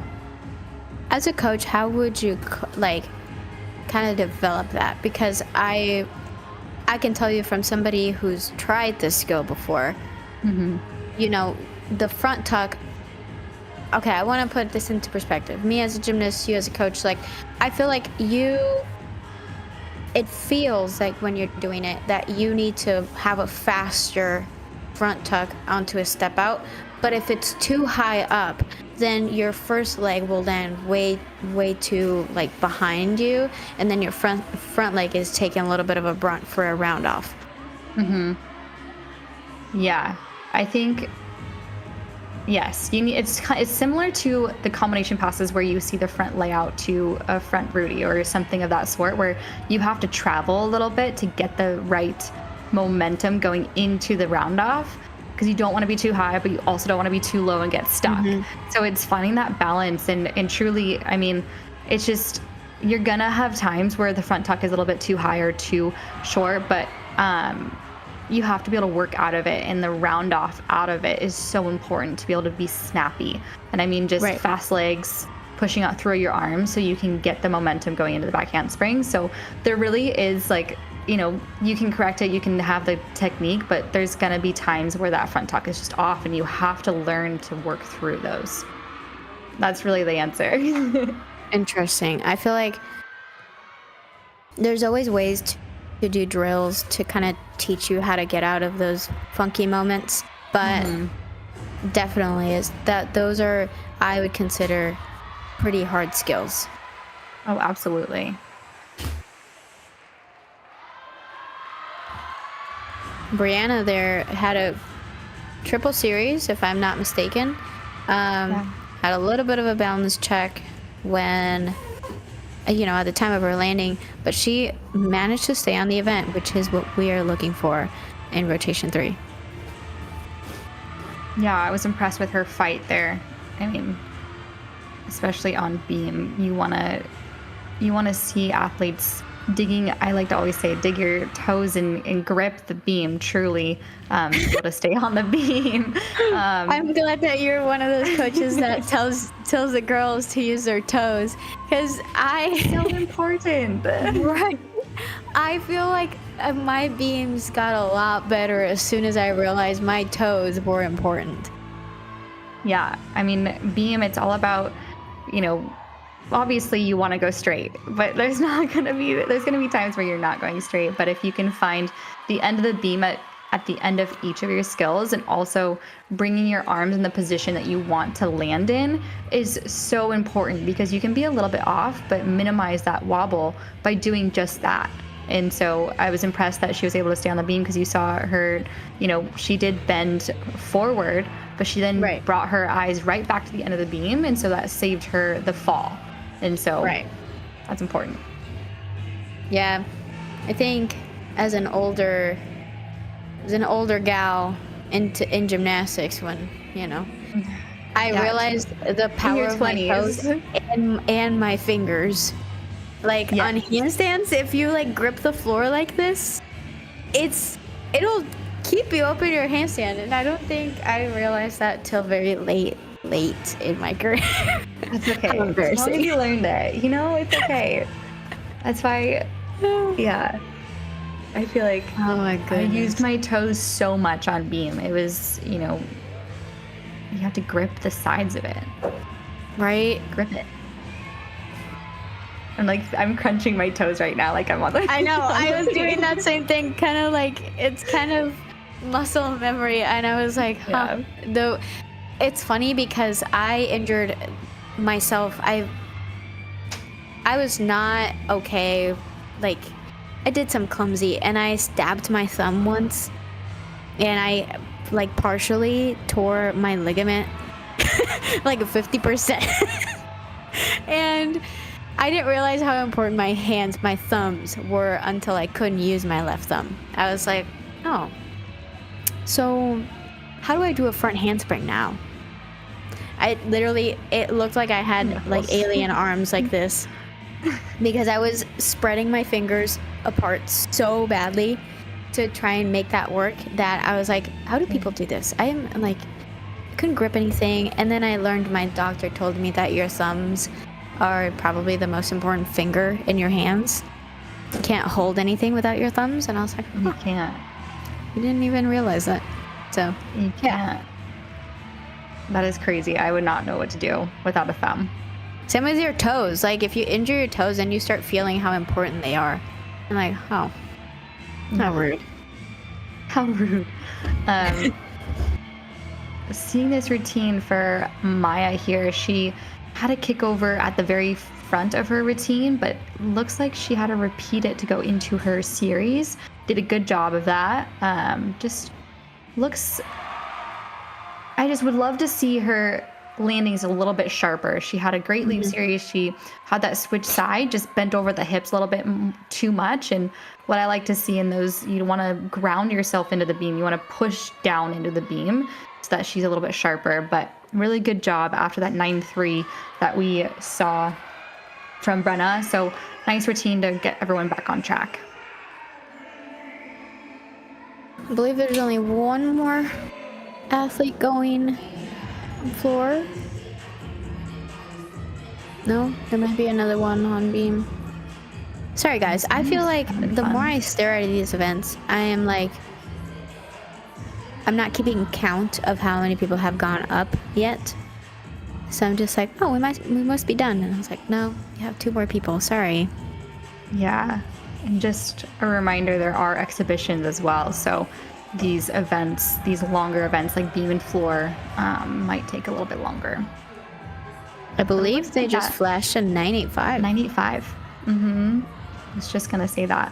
And the gymnast in front of the scoring is having the time of her life. She has a dance. Yeah, I was gonna Maybe say. the gymnasts have a dance to this song, but I love that. Yeah, she scored a total of 9.8. That was the final score. Yeah. But still, 9.8 is an incredible score. Right? I feel like especially with the new judging panel rules, it is exciting to see 9.8s now. Before, I think years before this, the 9.8 was like a low score, and now it's like, oh, she's up there. And personally, I like it. 190, back in my day, 197s were like the 198s. So right. Yeah. So it's just it's nice to see. I mean, you want to, as a fan, we talked about this, like, where's the deduction? And you don't necessarily see it. But, we want to see the 10s and get those 10 slashes because it's so exciting. But there's a point where maybe routines are getting 10s that have a slight hop. And, you want to make sure that you are judging those deductions. And so I think it's a little bit of a shock for some fans, but, for others that did the sport might understand. Yeah. I don't want to go down into a rabbit hole. Okay, but let's just be so for real right now. Rhode Island is having a girl on floor, and her entire team is doing her choreography from finish to end, and she's had an insanely great routine. That is probably the highlight of my rotation 3. Yes. They were going hard. They were going hard for that dance. Yes. I loved it. Like full-blown dancing to it. Full-blown dancing. Oh my gosh.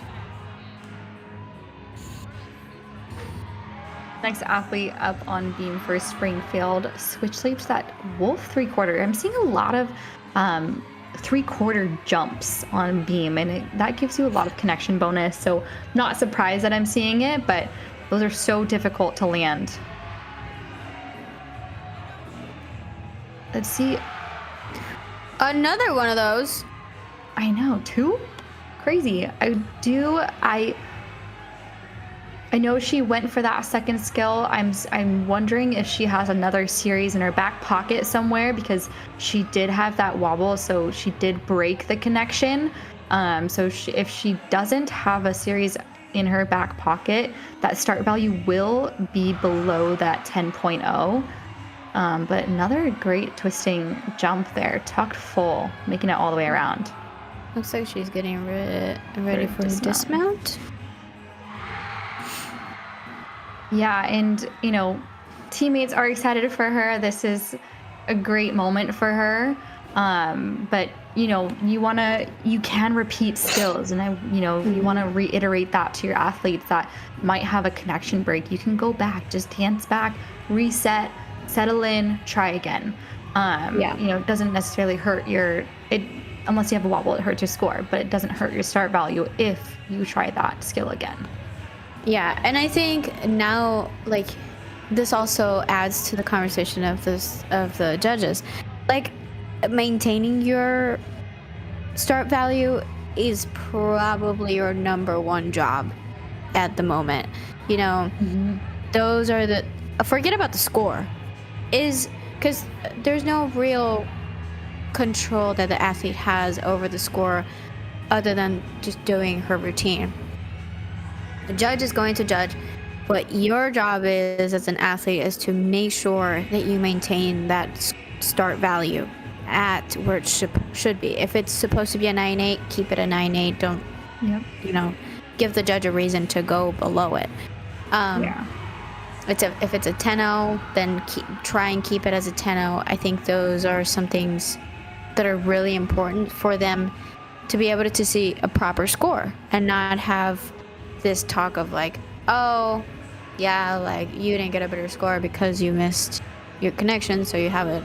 It's just such a complicated conversation with the athlete and the judge and the coach, and it's just like, let's avoid that, please. Don't be afraid. Go back, repeat your skill, and go for it. Exactly. And I just loved how the team was so excited for her when she ended that dismount and routine. So I just love seeing the support there from Springfield. Also, Rhode Island is catching up to Southern Connecticut here, getting another 9.825 for that last routine. So you're telling me somebody flashed a 9.9? 9.85. 9.8 and a 9.85. Nice.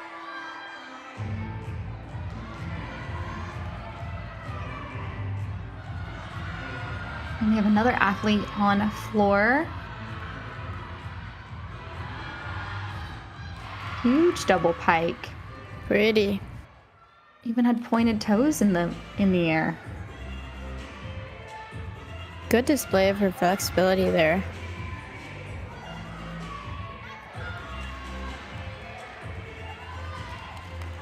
Strong finish that beam routine. She did have a fall at the very start of her routine, but got back up, composed herself, and hit the rest, which is really awesome to see.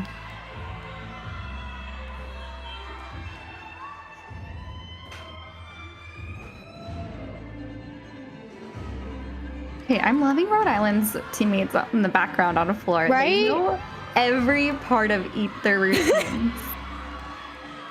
Can I be? I want to be there.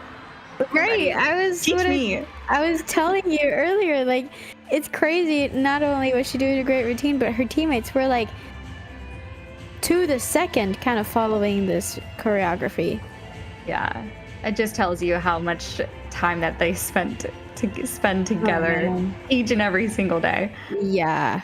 What can you tell us about, Wow. people say, first of all, great routine. Very, very pretty. Second of all, back to my question, what can you tell us about literally spending your every waking moment with your teammates, and how does that play into the gym, out of the gym, and post gymnastics? Yeah, I think, we've talked about this quite a bit, is trusting each other and finding that trust in each and every single one of the teammates, as well as coaches. I think, we spend so much time together. It's like we're sisters. And so we get to know what ticks people off. We get to know what motivates each and one of us as well. And so having that ability to know how each and everyone works, it builds a great team atmosphere. And so for us, we had the mentality at the time. It's like, hey, look, you don't necessarily need to be friends outside of the gym, but when you're in the gym, you are together as one. So, that's important, because you're not going to be best friends with everybody, but you have to understand how that teammate is your teammate and how to trust that teammate. And I think that was, important to us at the time when I was an athlete.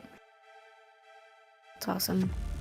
But event summary here, we didn't have any beam, we didn't have any new beams come out this time. So that was great. But starting out for Southern Connecticut State, we saw lots of height on that event there, lots of good difficulty. But Ava Kelly pulling out a 9.75 on vault is just incredible. That just tells you they're, starting at a 9.95, she only had 0.2 of a deduction on that vault. And then on balance beam, Springfield, really good event for them. A couple athletes in the 9.6s, the leadoff routine, Reagan Charlton, 9.675. You had Sage Kaplan at a 9.775. She was one of those athletes that was calm. She was beautiful, calm, collected, and just really showed it off. And then floor, Rhode Island was having a dance party. They were enjoying their lives out there, scoring great 9.7s, 9.8s. And so, like I said, they were catching up to Southern Connecticut. And you can see here, I think there might be, nope, that was their, so this is their scores. These are their scores right now. So we have Springfield, 139.025. We have Rhode Island, 144.35, closing that gap on Southern Connecticut State, who's scoring a 144.725 going into the last event. Southern Connecticut is going to bars, another intricate event where you have to be patient. You have to kind of go back to the beam mentality of staying calm. And so seeing the lineups here, we have vault, got lots of depth for Rhode Island, which I'm loving to see that. And so you're going to start out with Ivy, Emma, Olivia, who is a great all-arounder, and then Molly, Aaliyah, Peyton, and then we have 2 exhibitions. And then on the uneven bars for Southern Connecticut, they only have 6 athletes going, and so excited to see a few of them up there. And a couple of their standouts are going to be Shreya and Erica, as well as Gabriella, who scored her season best just last weekend.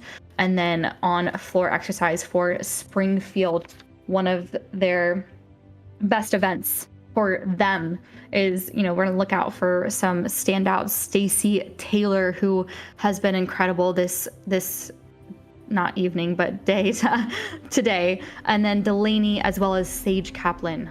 Just looking forward to some great gymnastics. Looking forward to them not just having fun, but going out and with a bang, as I would like to say on their last event, bringing the energy, really, showing off what they are capable of and really bringing it out all onto the floor. There's really nothing to lose, right? Like, they just want to go out there and do their best. Yeah, I mean, rotation 4 is all about kind of wrapping things up. And it's not about getting out of there. It's not about finishing. It's about you kind of giving whatever else you've got. So if that's like your best routine all night, or like your best cheer for your teammate, it's going to be whatever best you've got. Exactly, giving it your best. And it's kind of like the end of your routine, it's staying in your bubble. You can't get too excited going into the last event or the very end of your routine, because mistakes can happen when that happens. So I'm looking forward to seeing some really good gymnastics, but I'm also looking forward to seeing these athletes staying calm and in their bubble and just being consistent. Yeah, I was going to mention, kind of looping back to rotation 3 there, I was very impressed by how Rhode Island was kind of really edging away from that 49 in their event. I mean, a 48.525, I believe that was the team score on floor. That is huge. That is huge.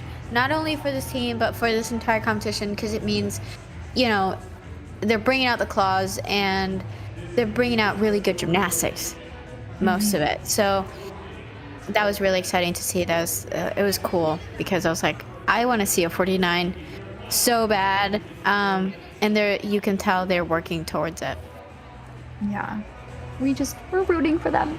It looks like their score changed to a 144.55. So closing that gap even more, which is so impressive. Right.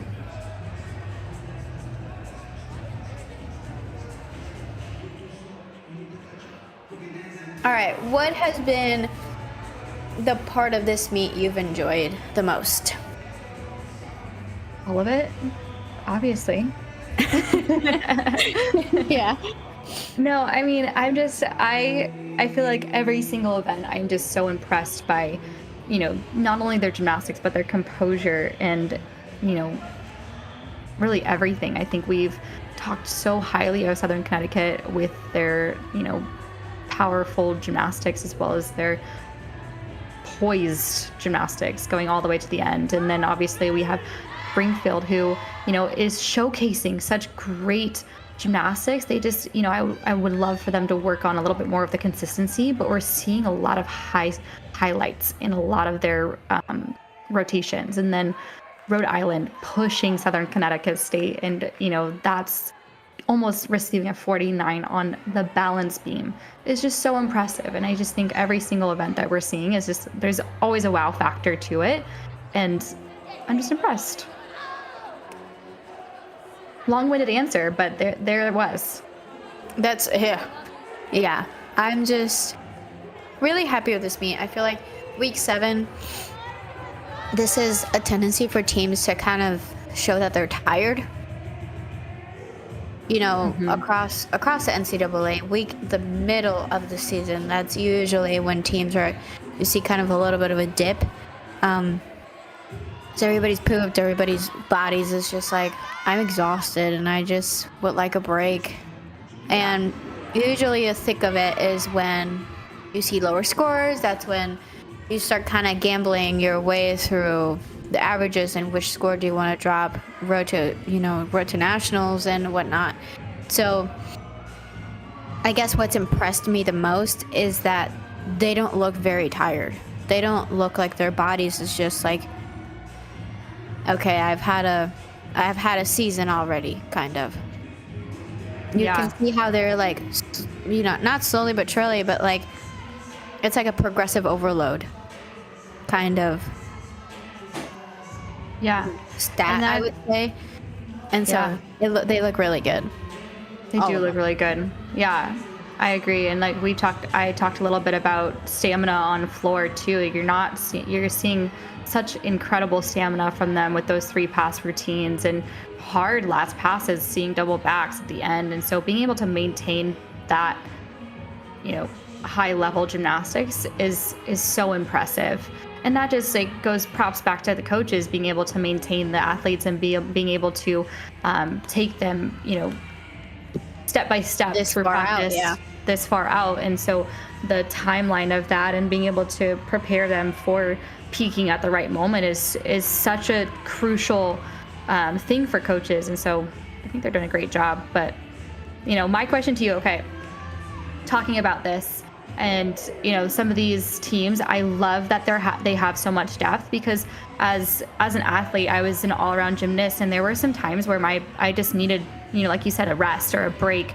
And college gymnastics, you're competing every single weekend, sometimes double weekends depending on what your schedule might look like. And so we lucky enough had similar depth to some of these teams here, where as an all-around athlete, I was able to rest a couple of meets, maybe just compete less leg events, maybe just competing beam and bars, and giving the exhibition spot an opportunity to hop in the lineup. Like, what does that do for an athlete that maybe competes all around each weekend and things? I think it goes back to you have to remove the ego part of this. You have to be able to recognize that this is not this is not somebody trying to step on your spot in the lineup. This is somebody trying to contribute. And once you make that distinction as an athlete, it becomes less tedious to acknowledge that you're tired. Especially for an all-arounder position. You don't see a lot of girls wanting to let go of that, spot, just because they are normally expected to create numbers for themselves for the postseason. So if you break that streak, you only have a couple meets where you can do that, and it doesn't affect your NQS and stuff like that as an individual. And it also comes down to whether you trust your teammates enough or not to kind of let go of that spot. Yeah, you brought up some really good points. I mean, I didn't really think about that as I was talking about it. Your score going into the NQS, going into postseason is so important to a lot of athletes. And you got to understand that you're not ruining the groove of anything. It's just taking that ego factor out of it and just saying, hey, here's an opportunity for an athlete who has been working so hard to get this spot in the lineup for a couple meets. And I think that is so important because you can just be excited for them in that moment. Obviously, like, sure, I didn't love taking the rest because I, wanted to be there and be there for my team. But at the same time, it's like, you have coaches that are giving you the reason of why, and you have to trust that process. And I was going to add, like, the same way that you want to be there for your team, you have to let your team be there for you. Exactly. In those moments. Like, it's a two-way street. And I think it's very important for people to not take this personally and be like, oh, she's trying to take my spot. Whether it's just like, I'm tired and I admit that I want to dodge an injury and I trust my teammate to do this for me. Yeah. And understanding what the end goal is. Your end goal is to get to a certain point at nationals or whatever that may be. And you have to understand what you need as an athlete and as a team. As a team, that's yeah. I think that's the emphasis of this entire situation, this entire conversation, is that you want to. I guess when you asked me this question before, how did it felt to go from like international to collegiate, and how that dynamic go around, was more so focusing on the fact that your team comes first. Yep. If me dodging an injury and stepping down for 1 or 2 meets is going to help my team, I will do it. But it has to be for me, like, I have to look out for my team first. Exactly. And we saw, just bringing it back to the meet here, nice Yurchenko tuck full from Rhode Island. But no, that just means so much, just coming from such an incredible athlete. Like, Andrea, you were an incredible athlete. So just coming, yeah, just saying that. And like, I think that's what brings teams together to help build the trust, is when you can let go of that ego, like you mentioned, and just say, hey, what do I need to do for the team rather than what I need to do for myself? And that's something that's learned for sure. Like, that's something that comes with you definitely working closely with your team, your coaches, like yourself, really. So yeah. Strong start for Springfield over there. Strong double tuck. I was going to loop it back to, my goodness, Southern Connecticut, who's in bars right now. Pretty good routine with a huge Jaeger there. Not Jaeger, a Ginger, to a really good dismount. And I was really happy with that routine. Her form was really good.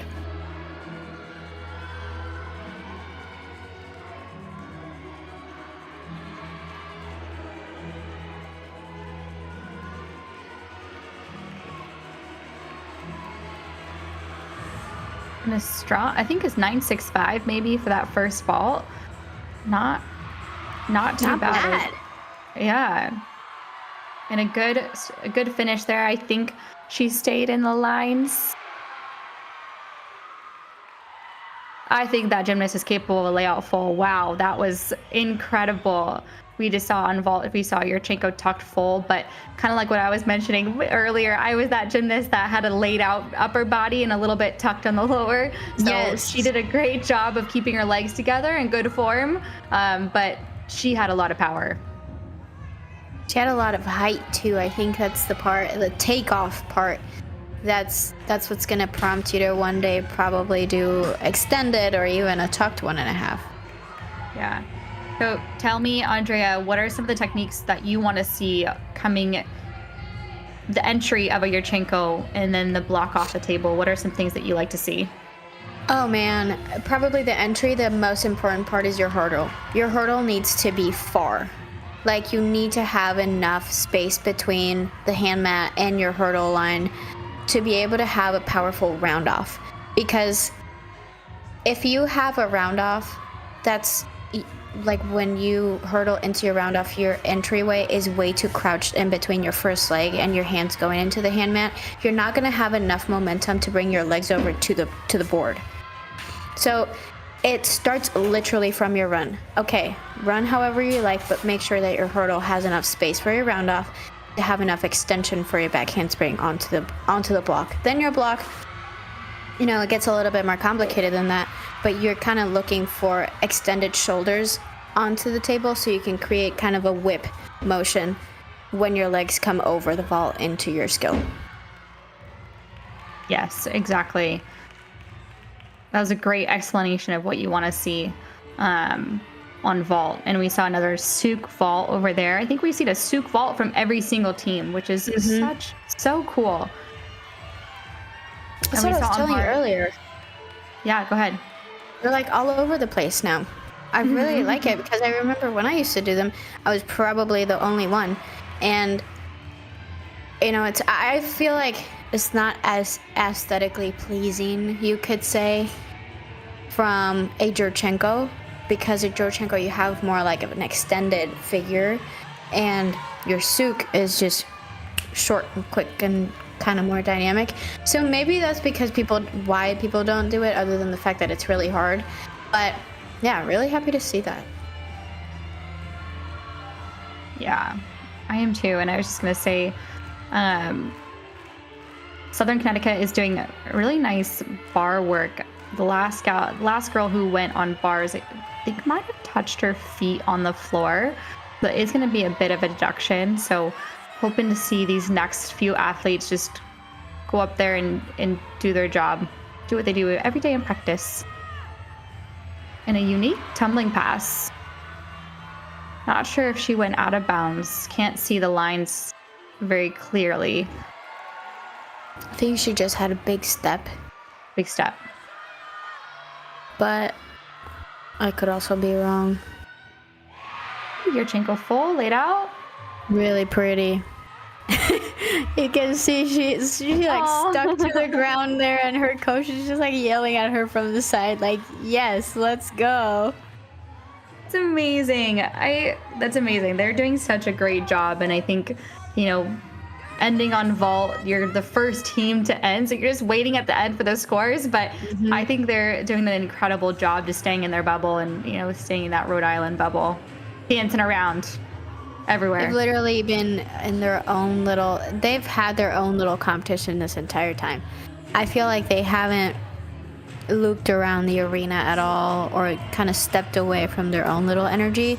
So that is always like good qualities worth of a team. Absolutely. Looks like they got really excited over whatever the flash was from the judges. Obviously, we don't get to see that because it's kind of parallel to my angle right now. So pretty soon they'll flash it around. Hopefully. How about you tell us, how much was it? Is that the score? 965? 965? Yeah. 9796. That is a good score.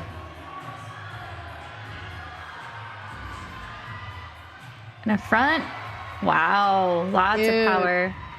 What I loved about that vault is you see a ton of people that do front entry vaults. They spread their legs out just a little bit. We call that a cowboy in the tuck position, but she kept her legs glued together from the vault table to the floor, which is so impressive. Can you tell us what is the reasoning behind the cowboy form? From my understanding is that, well, it helps you flip a little bit faster so you can pull your knees into a smaller ball. Also, it kind of depends on what kind of entry. If you're doing an Arabian double front, you're twisting, and so sometimes it's harder to keep those legs together. But also, it just comes down to technique. I think she had incredible technique in the entry of that vault, so she was able to get the rotation that she needed without spreading her legs. Yeah, and so I guess my follow-up question to that is there any deductions that come with the cowboy form? Depends on what angle the judges are at. So we talk about this because we're not straight onto the vault, but we can see that there's leg separation from this angle. But yes, to answer your question, yes, there is a deduction for leg separation. It just depends if the judges can really see it. Another not Jurchenko, but Sukful. It's really, really pretty. Yeah. That was really pretty. I want to see them, especially at this time of the season. I know we talked about in the beginning, just focusing a little bit more on the details, just coming into those landings and really pressing into them. Forward landings, you want to over rotate. You don't necessarily want to go for the stick like we mentioned, but if you're coming down from a not forward, but where you're facing the vault, you can see every inch of the mat the entire time. And so being able to have that air awareness to be able to come down and find the landing, they should be going after that. Yeah. I think it's also very curious when we mentioned that athletes should be able to spot the ground. I want to preface by saying, guys, there's athletes that close their eyes, full-blown close their eyes, don't know where they're at. I remember having a teammate, and I see you pointing at yourselves. Not when I twisted. I saw the ground, but when I double flipped, eyes closed. Yeah. Pulling for dear life. That will definitely play a role into whether you can stick a vault or not. A lot of people do that, and there's no shame in that. It's kind of a gamble when you're trying to spot the ground and you don't know where you're at because you're hoping for dear God that you land with your feet first. It was hoping. Yeah. Every single day. But really nice bar routine that we just saw from Southern Connecticut State. Really high difficulty. Started out the routine with a ray. That is a toe on, toe off Tkachev. And then double layout dismount. Again, just really high difficulty. I like that they're going after that. She did have a big step on the landing. Didn't get that rotation that she wanted, but really nice job. It's only going to improve. She was a little close there on the ray. Definitely kind of rushed her toe on. You know, when you slip off a little bit too quick, your rotation point might be a little bit too over, like on top of the bar, so then you land like way too close. You don't have that space to kind of flare out. So that's kind of what we saw there. But she kept the routine going, so honestly, that's all that matters at this point. Yeah. So at what point do you want to see? So sorry, let me restart this question. But Tkachev, you want to see what we call a turnover. So Can you talk about that a little bit more and how maybe she could have gotten that turnover a little bit better? So I was no expert on toe-ons or Tkachevs to begin with, but from seeing my teammates doing these, you want to kind of, especially when it comes from a ray, you want your toes to let go of the bar a little bit post the vertical into the ray. So where you see the landing mat right there at the bottom of the bar, that's kind of where your toes want to aim for. So when you kick off of the bar and your chest comes up, you're already like past the bar. You're not on top of it. You want to be able to aim your feet to kick you past the bar, and then you can have a turnover to have enough swing into your when you catch and all that stuff. So I would have liked to see a little bit more travel backwards than just so much upwards. Yeah, I agree. And I personally did a Tkachev, and the throw, the release is so important to be able to get that turnover, like you mentioned, being past the bar, and then the flick. I always like to say the flick of the wrist with straight elbows is kind of that turnover that you're talking about. Yeah, I never did Tkachevs because I could never aim my feet to where they needed to be, but it is very important for also your shoulders to be like more than open for you to have that turnover. Exactly. And another strong routine for Southern Connecticut here on bars, clean body. Just body was straight up and down on our handstands, pointed toes, and kept your legs glued together throughout. And we didn't see one of... Go ahead. Sorry. Just wanted to say, if I'm not mistaken, this is a tentative score from Rhode Island College. It's a 192.725, which that... it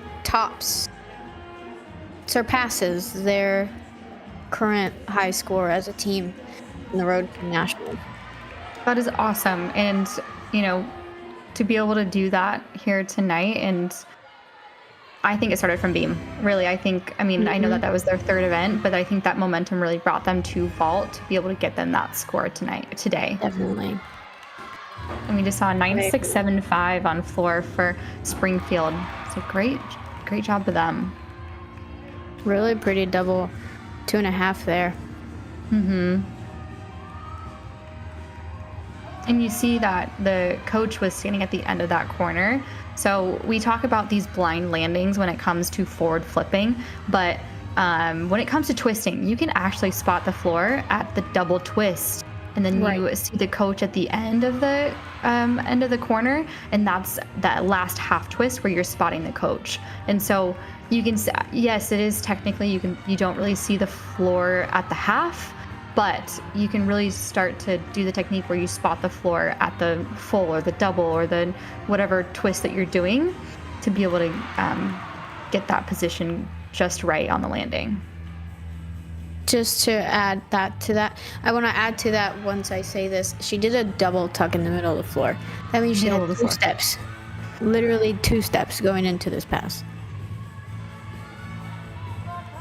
And maybe she's one of those athletes that's just super powerful and, just maybe running is too much and she can't hold it. So happy that they found a balance there. But wow, that's impressive. That is really good. I was going to say that when coaches, especially on floor, I like to call them landmarks. Because I would have landmarks all over my routines. Like my first pass, especially, okay, so like for elite gymnastics, I had a coach running around the floor. So I could spot them. Because you had a track workout is what you're saying. Yeah, literally. I had somebody running with me. And then during college, I remember my teammates kind of took on that responsibility, and we did that for each other, where it was very interesting how every routine had a different person, a different landmark in step corner. For me, it was like before my double pike, I needed somebody to tell me to slow down. Yeah. So as I am facing the corner to go into my pass, there's somebody like telling me to breathe and down. So arms go up, arms go down, and I was like, yeah. You see me like visibly nodding into these corners. Yeah, same with that first year, I had people in the corner for my front double 2.5, sorry. And then my middle pass, I always had somebody. So my double full punch front, always had somebody in the corner because I wanted to make sure I didn't step out of bounds. Yep. So if I saw them way too close in my entry to my front handspring, I was like, oh, I'm cooked. I'm gonna fly out of bounds. So those were my landmarks, and I believe those are really important roles for the athlete and the person who is a landmark. Absolutely. And there's no long wait on bars. She's been practicing her board mount for like 5 minutes, it seems like. Oh man. You dare tell me I've been rambling on for 5 minutes now? No. I feel more exaggerating. Look, your coach that was running around the floor was probably getting her 10,000 steps in on her Apple Watch, okay? That is hilarious. That is funny. It's so funny because I remember those. Like, I think if there's anything I vividly remember about all these routines is those little like eye contacts with these little people in the sidelines of my routine. Yeah. And you see them there on the floor too, just like you mentioned, that combination pass. Spotting someone at the very end of the floor mat is so important. You see the coach there too on our last pass here. Okay, so I have an interesting question. I don't feel like a lot of people talk about. So when you are gearing up for a pass and you see those little step backwards into the corner, you have to make sure you don't touch the line. Is there any deduction for over like accommodating in that corner prior to your pass? Yes. Direct answer, yes. So a judge, wow. Sorry, going to that bar routine there. What an incredible save. That was really, really, she has a lot of strength. Wow. Yeah. But going back to your question about floor, yes. So as a judge, you don't want to see somebody necessarily looking for that. And what a strong finish for her after that little mistake that she made. She might lose a little bit of connection value because I think she was supposed to connect that to the bail, but really strong dismount to that stick. Good job. And so impressive to come back from that and have that composure. But floor, going back to floor, yes. So you want, as an athlete, you should know your routine in and out, just knowing where the corners are, knowing where those lines are. So that's why you see, I don't know if you see on the floor, you have the lines that go across kind of like a half circle, like or semicircle. That's for athletes to spot. And so that's where their toes want to be, so they know that their heels are not out of the corner. Because if you're looking for it, you're waiting there, you're looking for it, making sure that you're not there or not over the line, it can be a deduction. And it's just rhythm. That is, I think I was part of gymnastics when gymnastics, you could, like, there was a lot less, like, deductions for dancing. Mm-hmm. So you could sit there and kind of, I remember when the rules changed, and I was still, like, international gymnastics by this point, but you couldn't stop at the corner prior to your pass. And so you saw a lot of, you saw a lot of people, you know, doing this, like, kick backwards or, like, a little, like, flamingo pose almost. Yeah, or, like, arms are just swinging all over the place. Like, oh, I am trying to breathe. I'm going to die into this pass kind of thing. But that's what the floor section is for.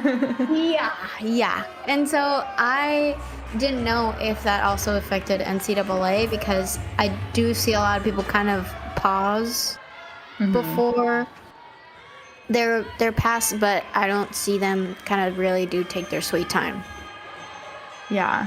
And I think that is newer, because you don't necessarily have to do a dance passage into the tumbling path like you're mentioning, like the spin or the scale, but they can't just take their sweet time. So you'll see here, she looks back and she gets ready to go. That's good rhythm. It's like a 1-2 kind of situation. Yeah, and that's similar to beam, which, again, I wasn't a part of. I'm a little bit older, you know? So, but there is a rhythm deduction now on beam for people. So if you are sitting there before your acro series, if you're just sitting there before you leap, they can take what's called a rhythm deduction. And so they have to have danced right before it to be able to set up and go, which... Yeah, for me, like, I had so many mental cues, you know, so, like, I would have struggled a little bit on that, because I had mental cues as I was setting up, you know.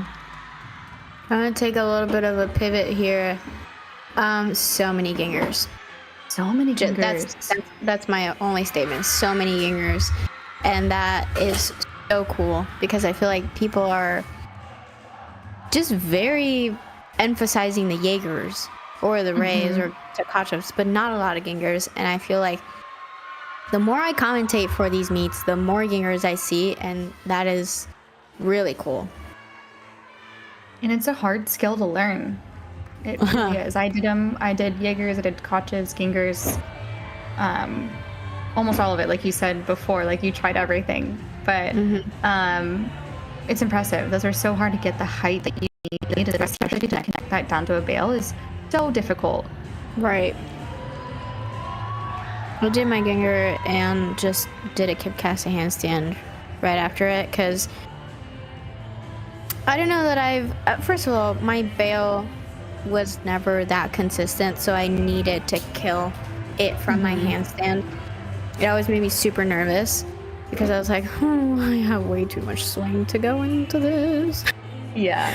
It's so hard to keep your feet together in a ginger, because you're twisting. Yes. I think like that's why we don't see it. Yeah.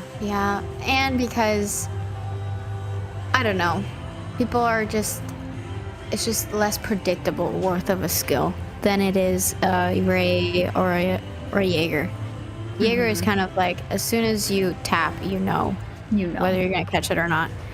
A Gengar, it's like you have to really spot your feet onto the ceiling, and there's a lot more work to it, but I don't know. I like to see them a lot. It reminds me of my days.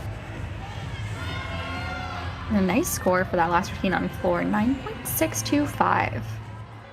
Springfield showing up on floor.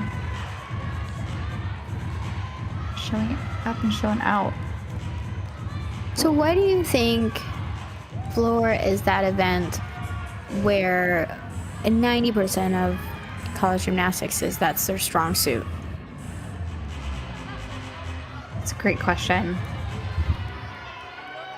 I think that comes down to, I think the U.S., like we've always been good at floor, like in general, like the elite, like when you go to the Olympics, floor has always been a powerhouse for us. And it just comes down to truly just how you condition, but also the technique and what your coach, I don't know, the coach's technique and how to do things. Because I feel like it's a great question. A lot of the gymnastics I've seen this year, but like the meet, you know, you mentioned vault being kind of a make or break event for NCAA recently. And I feel as though my position has shifted from beam to floor. Like you could have the meet you want all the way down to when everybody's done with floor, and that's kind of where the scores go crazy. Yeah. I don't know if it has something to do with like whether if you're at home and like the crowd helps out, or I don't know what is it, but I feel like that's where, you know, certain teams take a huge either advantage or disadvantage. 100%. 100%. We always like to call it like the floor party. The crowd gets involved. I feel like your eyes just tend to go to floor because it is so, you know, the girls are showing off their dance and their capabilities of high tumbling. Like it's such a cool thing to watch. And so having the crowd get involved, it obviously brings out more adrenaline for you to feel like you want to do better and be more powerful. But if you think about it too, like you talk about why is floor and those leg events so good? 3 of our 4 events are legs and tumbling, if you think about it. Right. Beam is tumbling. Beam is floor. That's how I used to like to coach it. Yeah. So, yeah. Wow, it's already the end of the meet? Wow. Yeah. Event summary. So on vault, we saw some Rhode Island just really show up on that event, showcasing a lot of unique souk vaults, but also really nice tucked fulls in one layout full. Peyton Green, one of those athletes that really did a great job with height and distance, showcasing a 9.675. And then going over to the uneven bars for Southern Connecticut State, they had a little bit of difficulty. Had some girls really have to fight, which, you know, is impressive. We had a girl catch Ginger with one arm, which is so crazy. And then we're waiting on that last score from Sarah. But overall, good job for them. You know, they went up there, they did their job. And then finally on floor for Springfield, we were just talking about them scoring over 9.6s through half of their athletes. Like that's so impressive for them. 9.675 from Elsie and 9.675 from Julia. And I'm actually kind of curious what looks like Rhode Island might take it. Yeah. Wow. Yeah, I was going to mention quick here with the tentative, you know, final scores is that 2 out of 3 of these teams broke their season high scores. So we see their Springfield, starting with Springfield, their high score was a 185.3 coming into this meet, and they're well over 2 points worth Wow. Yeah. So that is crazy. And then Rhode Island also broke their high score up to this moment with they came into this meet with a 192.125 and ended up leaving this meet with a 192.725.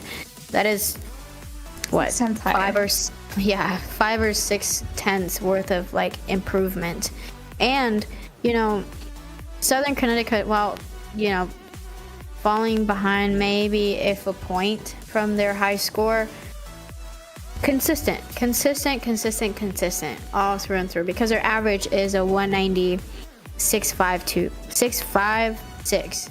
So all of them are right in range or growing. So it's really cool to see. Absolutely.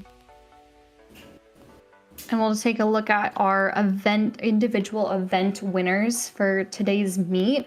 Southern Connecticut State just taking the cake on vault, scoring the top 3 athletes. We have Ava Kelly earning a 9.75, Libby Allen placing second with a 9.7, and a tie for third, Lexi and Brianna for Southern Connecticut State. So really great event for them. And on the uneven bars for the individual event titles for uneven bars, Rhode Island really showcased their incredible gymnastics there. So Olivia Keys, who we mentioned at the top, who was the all-around athlete of the week just last week, scoring a 9.6. Aaliyah getting a 9.475, and Peyton Smith receiving a 9.4. So a little bit of a scoring was a little bit tighter there, but overall really nice job for Rhode Island, just taking the top 3 there. Moving on to the balance beam, where they had that beam situation, but people handled it very well. Emma Tucker taking first place with a 9.8. Southern Connecticut coming in second. Angelina Stanfa receiving a 9.775, and her teammate tying for second. Alexa and another couple more ties, scoring that 9.775, coming from Rhode Island, Madeline Brandt, and from Springfield, Sage Kaplan.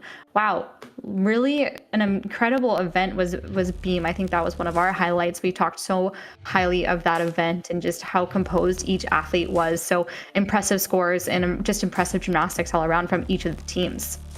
Agreed. And then moving on to the floor exercise, Olivia Keys taking the highest score of the day today with a 9.825. Libby Allen from Southern Connecticut State receiving a 9.8. Rhode Island also tying for second, with Emma Tucker receiving another 9.8 as well. So again, Rhode Island and Southern Connecticut, we talked about Rhode Island just having such a floor party over there. So incredible job to those athletes.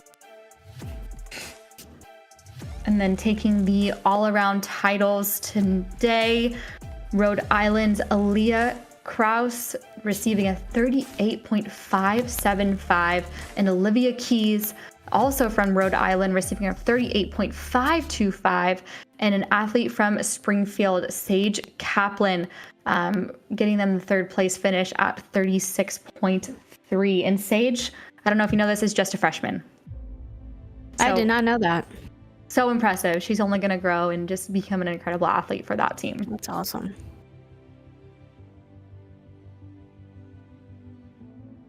And then Go ahead.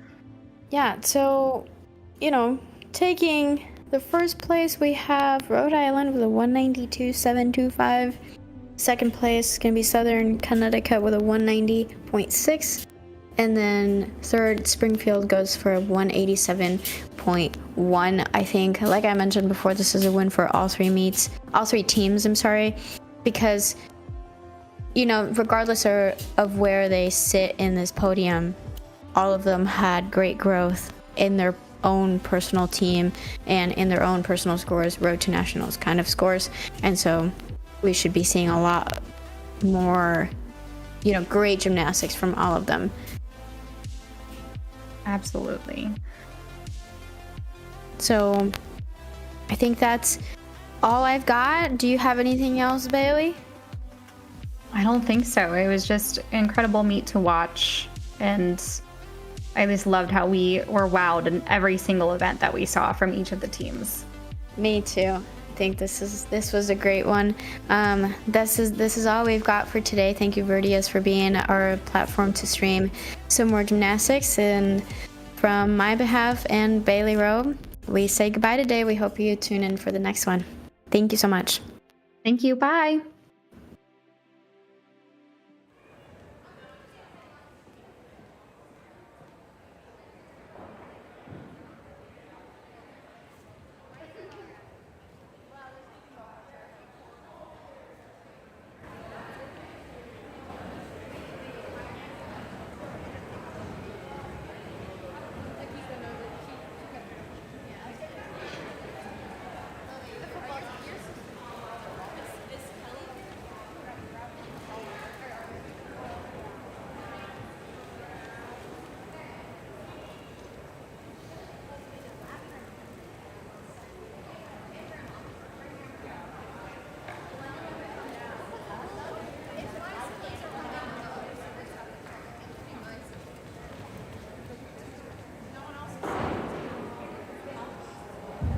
At this time, we'd like to spotlight our graduating seniors and their families.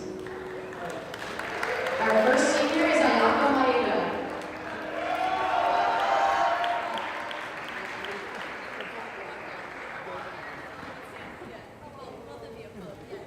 As an Anita Bar specialist, Poe earned a career-high 9.7 at regionals last season and qualified to nationals.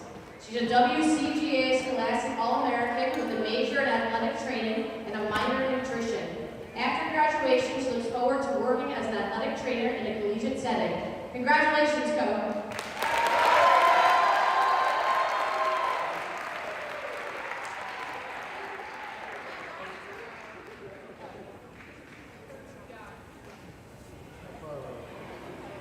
Our next senior is Delaney LaViolette.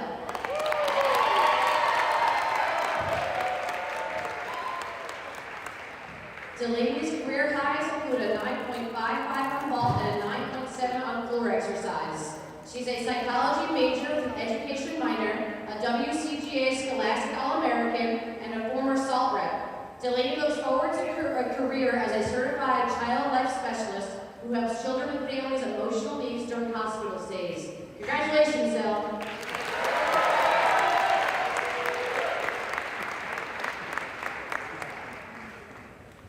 Our next senior is Lily Tebow.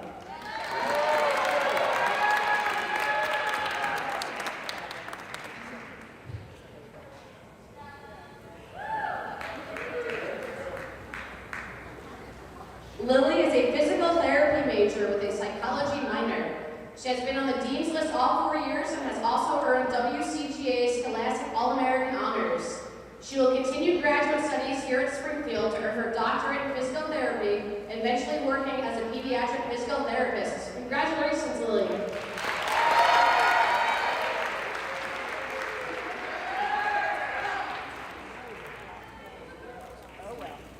Our next senior is Maya Bella.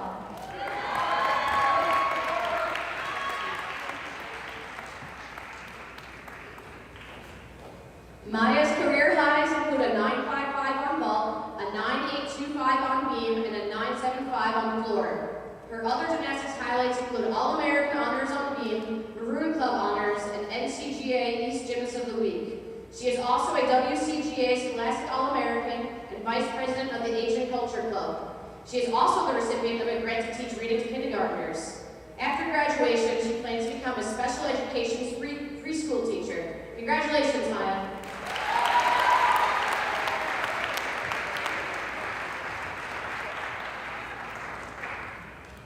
Our final honoree is Sarah Brownstein.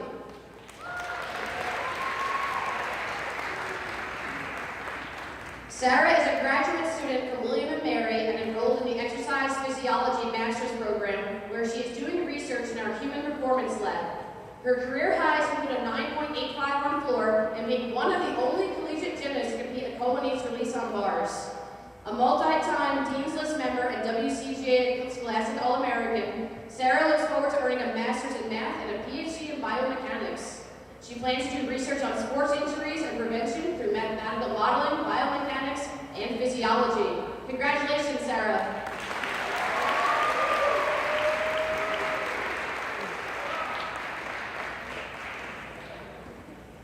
Now we will announce the top 3 3 scores on each event and the winner of today's competition. Starting with vault. In 3rd place, with a tie from SCSU with a score of 9.75, is Lexi Bratcher.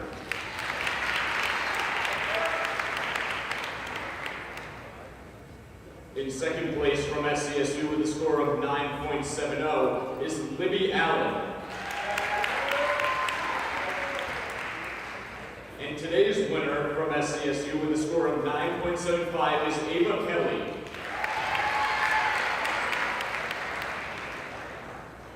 Here are your results on bars.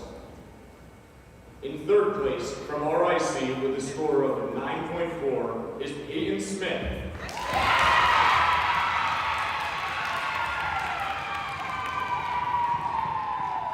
In 2nd place from RIC with a score of 9.475 is Aaliyah Krause.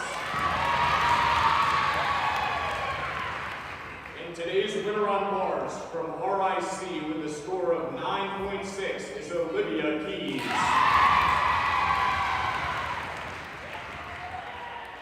Now for beam, with a 4-way tie for 2nd place. Not first, but you know. With a score of 9.775 from SCSU, Angela Staffa.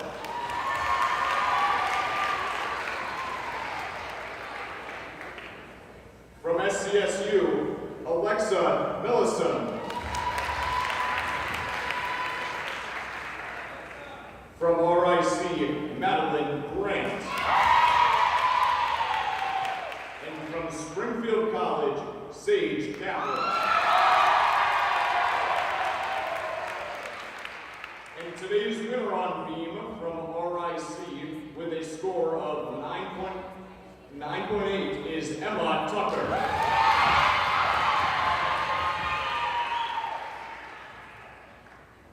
Here are your results for floor. With a tie in 2nd place from RIC with a score of 9.8 is Emma Tucker. And from SCSU with a score of 9.8, Libby Allen. And today's winner on floor from RIC with a score of 9.825 is Olivia Keys. Here are your individual results in all around. In 3rd place from Springfield College with a score of 36.3 is Sage Kaplan. In 2nd place from RIC with a score of 38.525, Olivia Keys. And today's all-around winner from RIC with a score of 38.575 is Aaliyah Krause.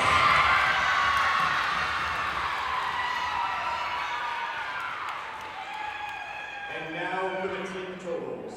In 3rd place with a 187.1 is Springfield College. In 2nd place with 109.6 is Southern Connecticut.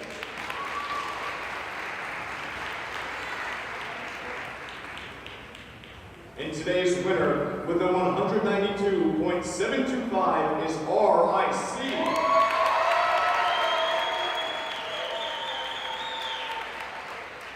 Thank you for coming to the competition and enjoy the video for the seniors.